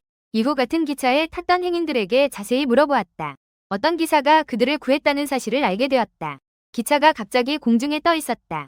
누군가는 방금 찍은 사진을 꺼내기도 했다. 리리아는 누군가 마범으로 기차를 보호했는지 의문을 가졌다. 그녀는 도대체 이게 무슨 일인지 이해할 수 없었다. 누군가 마범으로 그녀에게 소리를 전했다. 기사 베론이 사망했다. 그는 왜 데쿠레인 교수를 죽이려 하는지 알지 못했다. 하지만 결국 데쿠레인 교수는 살아남았다. 릴리아가 한눈에 바라보았다. 누가 소통하고 있는지 찾지 못했다. 그때 뒤에서 한 사람의 그림자가 다가왔다. 그 사람은 바로 데쿠레인 교수였다. 그는 그때 그 이상한 공간 이상 현상이 없었다면 생각했다. 자신은 심지어 평범한 기사에게도 이기지 못했을 것이다. 정확히 말하자면 누군가의 도움이 없었다면 절벽에서 떨어진 사람은 분명 자신이었을 것이다. 데쿠레인 교수도 자신이 이렇게 무력할 줄은 몰랐다. 누가 자신을 구했는지 이해할 수 없었다. 그때 부국장 릴리아가 데쿠레인 교수에게 찾아와 기록을 하려고 했다. 데쿠레인 교수는 그녀의 입을 통해 지금이 3시 반이라는 것을 알게 되었다. 즉, 6시간 후에 베에트 회의가 열릴 예정이다. 릴리아는 데쿠레인 교수에게 몇 가지 질문을 하고 싶었다. 당신과 함께하는 사람이 몇 명인가요? 상대방은 그녀에게 베에트로 가는 기차가 이것뿐인지 되물었다. 릴리아는 분노를 참으며 옆에 육로와 해로가 있다고 설명했다. 그리고 다시 데쿠레인이 동행한 사람이 몇 명인지 물었다. 데쿠레인이 아무도 없다는 것을 발견했다. 옆에 있는 경찰이 그녀에게 데쿠레인이 이미 순간이동 마범으로 떠났다고 말했다. 릴리아는 데쿠레인이 먼저 마범으로 암살자와 베론을 처리했을 것이라고 상상할 수 없었다. 지금 또 순간이동 마범으로 떠났다. 그는 도대체 얼마나 강한 마력을 가지고 있는가. 이게 바로 루크아크가 묘사한 데쿠레인이구나. 곧 있을 베에트 회의. 이미 밤 10시가 가까워지고 있으며 회의가 곧 시작될 예정이다. 데쿠레인은 여전히 오지 않았다. 한 목소리가 들려왔다. 회의가 시작되기 전에 앞으로 오신 여러분께 경의를 표합니다. 이때 강력한 마력이 회의실을 휩쓸었다. 실비아는 그가 베에트의 대장로 데제당크라는 것을 감탄했다. 그는 대마법사와 가장 가까운 사람이다. 사실 그는 전설에 가까워지고 있다. 실비아는 이런 수준의 사람이 저기 있을 것이라고 상상할 수 없다. 전명이 끝난 후 회의가 시작될 것이다. 일레이드 가문이 질트윈, 프란 가문이 아이삼스, 베오란드 가문이 베탄, 레바인드 가문이 이헬름, 다음은 유클라인 가문이 데쿠레인이다. 전명된 사람은 데쿠레인이 오지 않았다는 것을 발견했다. 그는 여전히 회의 규칙을 말했다. 3번 전명했는데도 오지 않으면 회의에 참석하지 않은 것으로 간주된다. 동시에 마법 가문이 신분도 지어진다. 모두가 유클라인 가문을 지우는 것이 200년 내의 중대한 일이라는 것에 놀랐다. 누군가는 현 집주인 데쿠레인이 너무 형편없다고 생각했다. 이것은 또한 잘 알려진 사실이다. 실비아는 데쿠레인이 어떻게 살아가는지 전혀 모르고 있었다. 주변에는 그를 걱정하는 사람이 아무도 없었다. 하지만 실비아는 여전히 데쿠레인이 신경 쓰였다. 마지막으로 유클라인 가문이 데쿠레인이 호명되었다. 후에 데쿠레인은 여전히 오지 않았다. 유클라인 가문을 제거할 준비를 하고 있을 때 회의실의 대문이 열렸다. 놀란 실비아는 몸을 돌렸다. 그 남자는 결국 베에트 회의실에 도착했다. 데쿠레인은 급하게 여기로 왔다. 그는 먼저 여유롭게 먼지를 털어냈다. 그리고 멋진 헤어스타일을 정리했다. 이건 실비아를 놀라게 했다. 마지막에야 회의실로 들어갔다. 유클라인 가족과 약속대로 나타났다. 회의가 시작된 후 논의가 매우 격렬해졌다. 첫 번째로 논의할 사항은 흑마산의 출현이었다. 0000000000 프란 가문이 아이삼스가 악마를 제한하는 제도를 제안했다. 각 학파의 교회와 협력하라는 명령을 내리게 하다. 위심스러운 장소에 마법사를 파견하는 것이 더 효과적이다. 그녀의 의견에 반대하는 가문은 없었다. 그래서 회의는 비교적 순조롭게 진행되었다. 이후 회의 진행자가 휴식 시간을 발표했다. 데쿠레인은 정말 피곤했다. 여기까지 오기 위해 순간이동 마법을 사용해 멈추지 않고 달렸다. 지금 마력과 체력이 거의 남아있지 않다. 그럼에도 불구하고 질서 있게 회의에 참석했다. 데쿠레인의 성격과 기질은 정말 대단하다. 회의실을 막 나서자 조수 앨런이 교수님께 어떻게 되었는지 걱정스럽게 물었다. 그녀는 늦게 온 것에 대해 사과했다. 회의 중간에는 들어갈 수 없기 때문이다. 데쿠레인은 별일 아니라고 말했다. 휴식 시간이 끝난 후 다시 회의가 시작되었다. 이어서 오늘 가장 민감한 주제가 제기되었다. 앨런도 데쿠레인 옆에 앉았다. 그것은 적기족에 대한 태도에 관한 것이다. 이 문제는 아까의 일처럼 순조롭게 통과될 수 없다. 베오란드 가문이 베타는 적기족이 마치 바퀴벌레와 같다고 생각했다. 보이지 않는 곳에서 알을 낳고 인간 사회를 잠식하고 있다. 프란 가문이 아이삼스는 그에게 어떤 근거가 있는지 물었다. 인간과 적기족을 구별할 방법이 있는가? 베타는 적기족을 제거해야 하며 제국의 마법탑도 협조해야 한다고 말했다. 의견이 다른 아이삼스와 그는 언쟁을 벌였다. 데쿠레인 교수는 그들의 의견 차이가 너무 커서 결과를 도출할 수 없다는 것을 알고 있었다. 베타는 다시 한번 적기족들이 지금 단결하고 있다는 것은 분명히 조직자가 있다는 것을 강조했다. 대개 음모가 있다. 아이삼스는 이것이 추측이라고 반박했다. 이런 말을 하는 것은 근거가 없다. 60년 전 그들을 경시한 것이 그렇게 많은 마법사들의 비극적인 죽음을 초래했다. 회의의 분위기가 갑자기 이상해졌다. 일레이드 가문이 질투인이 교착 상태를 깨뜨렸다. 그는 데쿠레인 교수에게 어떤 의견이 있는지 물었다. 결국 유일라이크 가문은 예로부터 테마의 선봉이었다. 현대인인 데쿠레인은 알고 있다. 극단적인 증오는 반드시 불행을 초래할 것이다. 지금 적기족을 억압하는 것은 절대 현명하지 않다. 설령 이 사건을 막지 못하더라도 주요 인물을 위해서도 이 사건의 발전을 지연시켜야 한다. 이 세계의 공동적은 적기족이 아니다. 데쿠레인은 모두에게 말했다. 이전의 적은 확실히 적기족이었다. 문헌을 면밀히 분석해보니 그것은 모두 오해였다. 257년 전 로드란 마녀 사건에서 누명을 쓴 마녀 로드라는 사실 무죄였다. 하지만 누군가는 그 사건을 계기로 적기족을 억압했다. 그들이 저항할수록 사건은 더욱 심각해졌다. 네가 언급한 60년 전 그 사건도 같은 이치다. 인간이 적기족이 거주하는 곳에서 마력석 광산을 발견했기 때문이다. 베타는 60년 전 적기족을 가장 많이 죽인 것이 너희 유클라인 가문이라고 지적했다. 적기족은 악마의 피를 가지고 있다. 악마를 처형한 유클라인이 가장 잘 알 것이다. 데쿠레인은 유일라이크의 전통이 악마를 죽이는 것이라고 강조했다. 적기족이 아니다. 베탄도 적기족이 악마라고 주장했다. 회의 현장은 다시 교착 상태에 빠졌다. 데쿠레인은 베탄에게 네가 한 말에 책임질 수 있냐고 물었다. 함부로 인간을 악마로 간주하지 마라. 그런 말을 함부로 하는 사람이 바로 악마일 가능성이 높다. 회의가 끝날 때까지 결론이 나오지 않았다. 이 사건은 다음 날로 연기되었다. 하루가 끝나지 않아 베에트 회의가 계속되었다. 모두 여기서 하룻밤을 보내야 한다. 질투인은 딸 실비아에게 혼자 사는데 문제가 없는지 물었다. 실비아는 항상 혼자 살지 않았냐고 말했다. 그렇긴 해도 아버지인 질투인은 여전히 걱정하고 있다. 마지막으로 실비아에게 주의할 것을 잊지 않는다. 베에트의 마력 농도가 매우 높다. 밤에는 이상현상이 나타날 수 있다. 호텔 규칙을 준수하는 것을 잊지 마라. 호텔 규칙을 한번 본 실비아는 규칙이 너무 많다고 불평했다. 많다. 일찍 자는 게 좋겠다. 한밤중에 그녀가 잠들고 나서 옆에서 지글지글하는 소리가 나서 그녀를 깨웠다. 목이 마른 실비아는 일어나서 물을 마셨다. 그러고 보니 주변이 이상한 것 같았다. 보랏빛 기운이 그녀에게 퍼져왔다. 실비아는 아직 무슨 일인지 모르고 있었다. 그녀는 급히 매뉴얼을 확인했다. 자신이 뭔가 잘못했는지 궁금했다. 이때 실비아는 매우 긴장하고 있었다. 방금 전에 실비아가 호텔 규칙을 확인할 때 한 규칙을 발견했다. 침대에 평평하게 누워서 아침까지 자제해 주십시오. 그렇지 않으면 다른 공간으로 순간이동할 수 있다. 그녀가 방금 물을 마시러 일어나서 규칙을 발동시켰기 때문이다. 지금은 이미 복도 밖에 나와 있다. 며칠 전 머물렀던 이 호관에서는 이런 상황이 발생하지 않았다. 그녀는 오늘 머물고 있는 곳이 장로들이 사는 곳과 너무 가깝다고 추측했다. 없음. 실비아는 방을 나가지 않으면 큰 문제가 없을 것이라고 생각했다. 지금은 자신을 진정시킬 수밖에 없다. 하지만 뒤에서 느껴지는 음산한 분위기가 그녀를 소름 끼치게 했다. 심지어 뭔가가 다가오는 것 같은 느낌이 들었다. 그녀는 호텔 안에서 미친 듯이 달렸다. 규칙 2는 호텔에 계단이 없다는 것이다. 계단을 발견해도 올라갈 수 없다. 규칙 3은 복도에 문이 열려 있어도 절대 들어가면 안 된다는 것이다. 이때 실비아는 다른 방법이 없었다. 그녀는 한 방의 문을 두드렸다. 규칙 4는 누군가 문을 두드리면 응답하지 말라는 것이다. 어떤 반응도 해서는 안 된다. 그 무언가가 이미 따라왔다. 실비아는 여전히 미친 듯이 문을 두드리고 있었다. 지금은 누군가 자신을 구해주기를 바랄 뿐이다. 마지막 순간에 누군가 문을 열어주었다. 문을 연 사람은 바로 데쿠레인 교수였다. 길을 잃었나요? 실비아. 그 순간 그녀는 마치 구세주를 만난 듯했다. 그 후 데쿠레인 교수가 그녀를 방으로 들어오라고 불렀다. 그녀는 데쿠레인 교수에게 일어나서 물을 마시고 방을 나갔다는 것을 설명했다. 데쿠레인 교수는 그녀에게 규칙을 잘 지켜야 한다고 상기시켰다. 베에트에서는 이상한 마력 현상이 발생할 수 있기 때문이다. 매우 강력한 유령이 나타날 수도 있다고 한다. 변함없는 표정, 흔들림 없는 눈빛. 그가 데쿠레인 교수라고 해서 마음대로 문을 열 수 있는 건가? 실비아는 문 밖에서 소리가 들리는 것을 발견했다. 액체 같은 것이 문틈으로 스며들어왔다. 강력한 유령이 쏜살같이 들어왔다. 데쿠레인 교수는 그녀에게 움직이지 말라고 경고했다. 몇 줄기의 바람 같은 것이 실비아 옆을 스쳐 지나갔다. 그것들이 유령에 꽂혔다. 유령을 직접 부수고 서서히 사라졌다. 실비아도 이것이 염력 마법임을 깨달았다. 저도 모르게 교수님이 유령을 죽이다니 대단하다고 감탄했다. 데쿠레인 교수는 이것이 자랑할 만한 마법이 아니라고 설명했다. 또한 마법은 사람을 죽이기 위해 만들어진 것이 아니다. 이 말을 들은 실비아는 얼굴이 붉어졌다.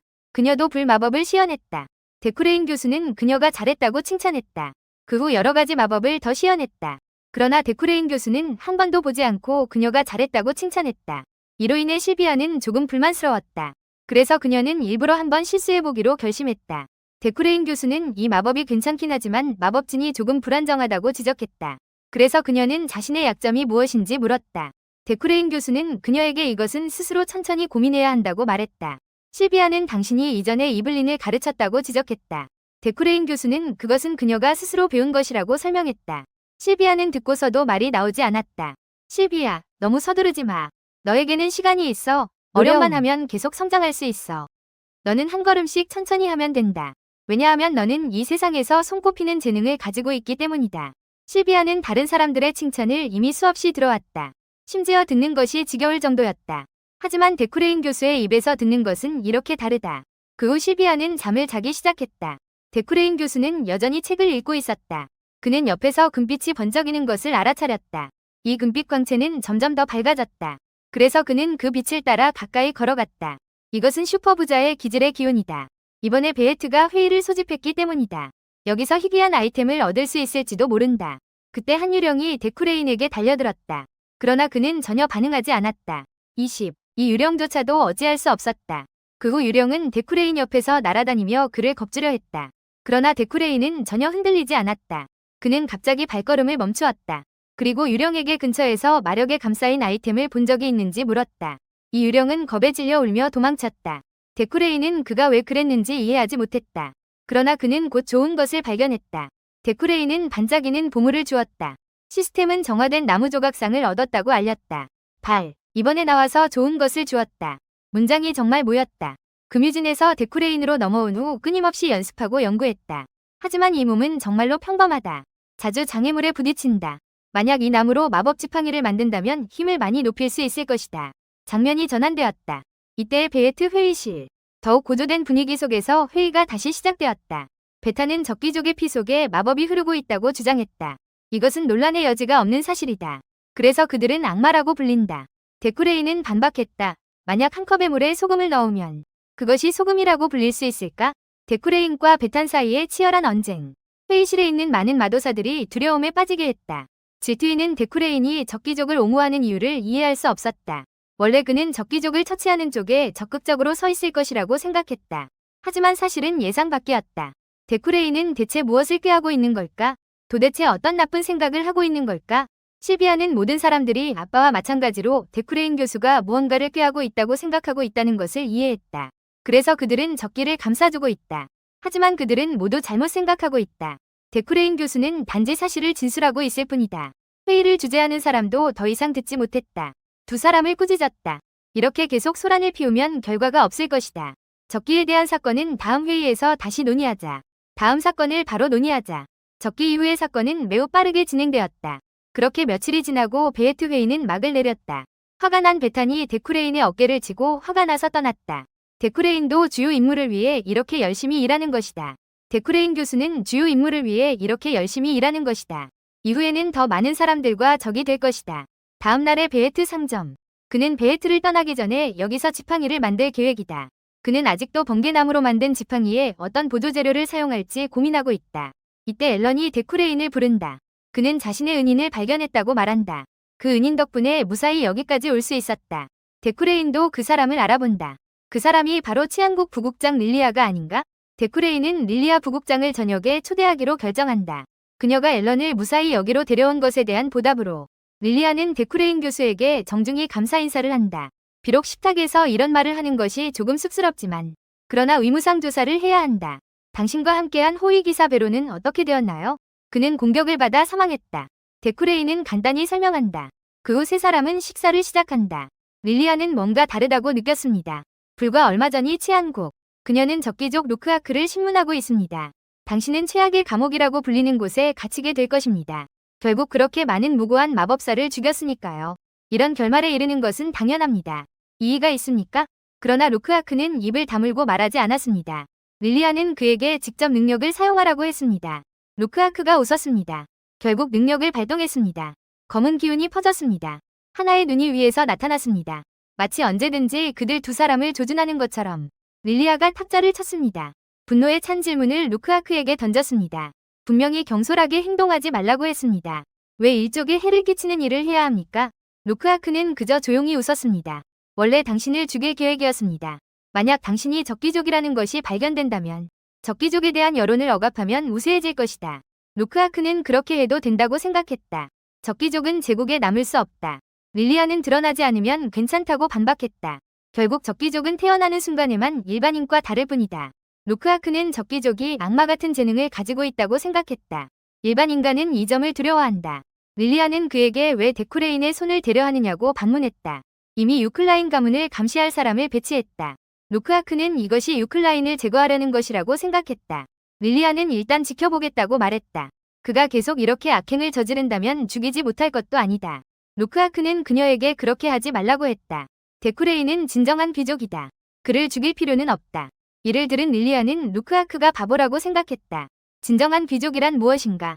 데쿠레인에 대한 범죄 증거만 해도 한가득이다. 루크아크는 데쿠레인이 당시 한 말을 언급했다. 적기족은 악마가 아니라 인간이다. 그의 태도만으로도 그의 눈은 의심할 여지 없이 올바른 곳을 바라볼 것이다. 세상에 그와 같은 귀족이 더 많다면 우리도 이 세계의 평범한 삶에 녹아들 수 있을 것이다. 그는 내가 적기족인 것을 알면서도 나를 죽이지 않았다. 릴리아는 그에게 유클라인의 조상이 적기족을 학살하고 억압한 선봉이었다는 것을 알고 있는지 질문했다. 루크아크는 반박했다. 하지만 만약 그가 조상의 피를 가지고 있다고 해서 그를 조상처럼 대한다면 그건 우리가 그들이 말하는 악마와 같다는 것을 인정하는 것 아닌가. 그는 릴리아에게 이 부국장이 발견되지 않은 채로 얼마나 오래 할 수 있을지 반문했다. 릴리아는 그것이 당연히 평생이라고 생각했다. 결국 지금은 외모와 혈액으로 적기족을 구별할 수 없다. 루크아크는 그녀에게 일부 음식은 일족이 먹을 수 없다고 상기시켰다. 릴리아는 먹지 않으면 괜찮다고 말했다. 제국 황제의 상황이 좋지 않다. 곧 새로운 왕이 즉위할 것이다. 먼저 상대방의 태도를 지켜봐야 한다. 그 전까지 일족은 아무것도 하지 않을 것이다.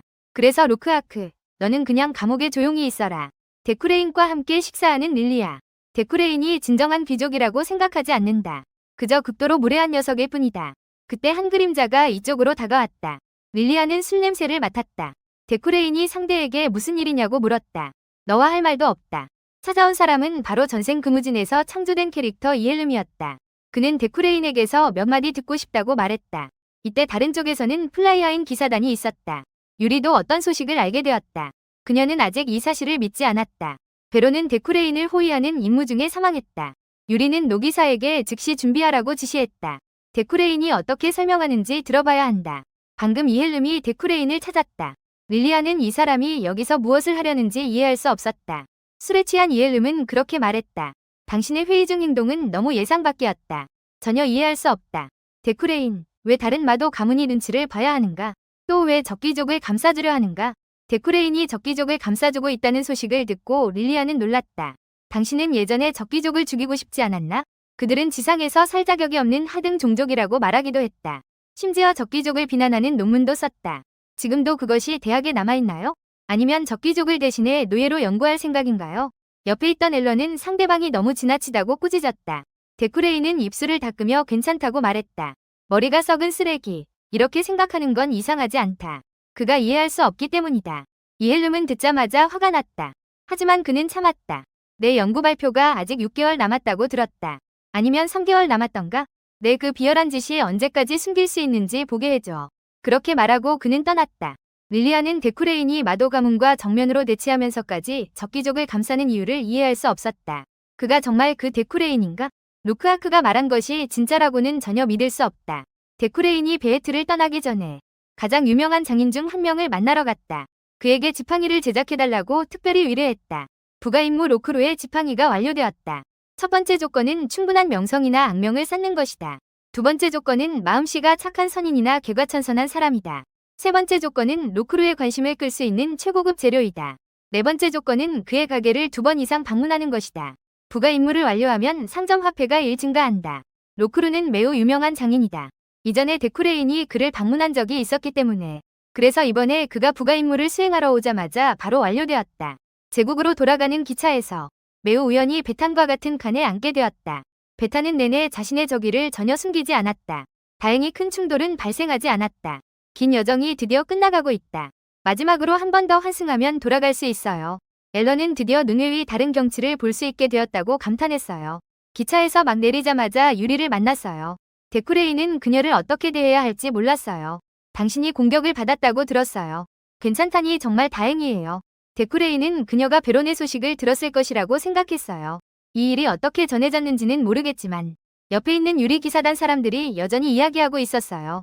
어떻게 이 빌어먹을 놈만 살아 돌아왔지. 그들이 데쿠레인이 살아있다는 소식에 불만이 분명해요. 유리는 뉴스에서 봤다고 말했어요. 더 많은 생존자를 구하기 위해서 당신은 그와 함께 노력하고 계시군요. 약간 목이 메인 유리가 계속 말했어요. 그 놈은 결국 어떻게 되었나요? 데쿠레인은 도무지 어떻게 말을 꺼내야 할지 몰랐어요. 원래는 모든 것을 그녀에게 말할 생각이었어요. 베론이 자신을 죽이려 했어요. 적어도 이렇게 유리에게 말할 생각이었다. 하지만 이렇게 그녀를 마주하니 도저히 입을 열 수가 없었다. 만약 진실을 말한다면 유리에게 진실은 너무 잔인했다. 유리의 신념은 확고했지만 내면은 아직 충분히 강하지 않았다. 그무진이 아는 유리는 바로 이런 성격이었다. 진실을 들은 유리는 분명 자책할 것이다. 부하의 잘못을 자신의 잘못이라고 말할 것이다. 아마 고통을 느낄 것이다. 유리의 성장을 위해 진실을 숨기는 것이 올바른 선택이다. 어떤 사람들에게 미움받더라도 어쩔 수 없다. 이때 승무원이 네 번째 열차를 알렸다. 승차권을 가진 승객은 즉시 탑승해 주시기 바랍니다. 데쿠레인은 베론이 감정적인 사람이라고만 말했다. 이 말을 들은 유리는 잠시 침묵했다. 이후 유리는 데쿠레인에게 작별 인사를 한 후 베론을 보러 갈 준비를 했다. 데쿠레인은 유리가 떠나는 뒷모습을 바라보았다. 감정적으로 행동하는 것에 대해 나도 별로 다르지 않아. 과거의 데쿠레인 교수의 마음도 진정할 수 없어. 앨런도 그 녀석들이 너무 지나치다고 말했어. 우리도 우연히 피해자가 되었어. 그 녀석들의 눈빛도 너무 불친절해. 데쿠레인 교수는 그걸 너무 신경 쓰지 말라고 했어. 결국 그들은 그냥 바보들일 뿐이야. 한 목소리가 데쿠레인 교수에게 왜 자신을 억누르냐고 물었어. 이 말을 한 사람은 실비아야. 데쿠레인 교수는 그녀가 무슨 뜻인지 이해하지 못했어. 실비아는 가방에서 뭔가를 뒤적이고 있었어. 그리고 나서 책 한 권을 꺼내 데쿠레인 교수에게 건넸어. 이건 보답이야. 말을 마치고는 뛰어가 버렸어. 앨런도 이게 뭐냐고 물었어. 데쿠레인 교수도 이게 뭔지 몰랐어. 모든 일을 마친 그는 빨리 집에 가서 쉬고 싶었어.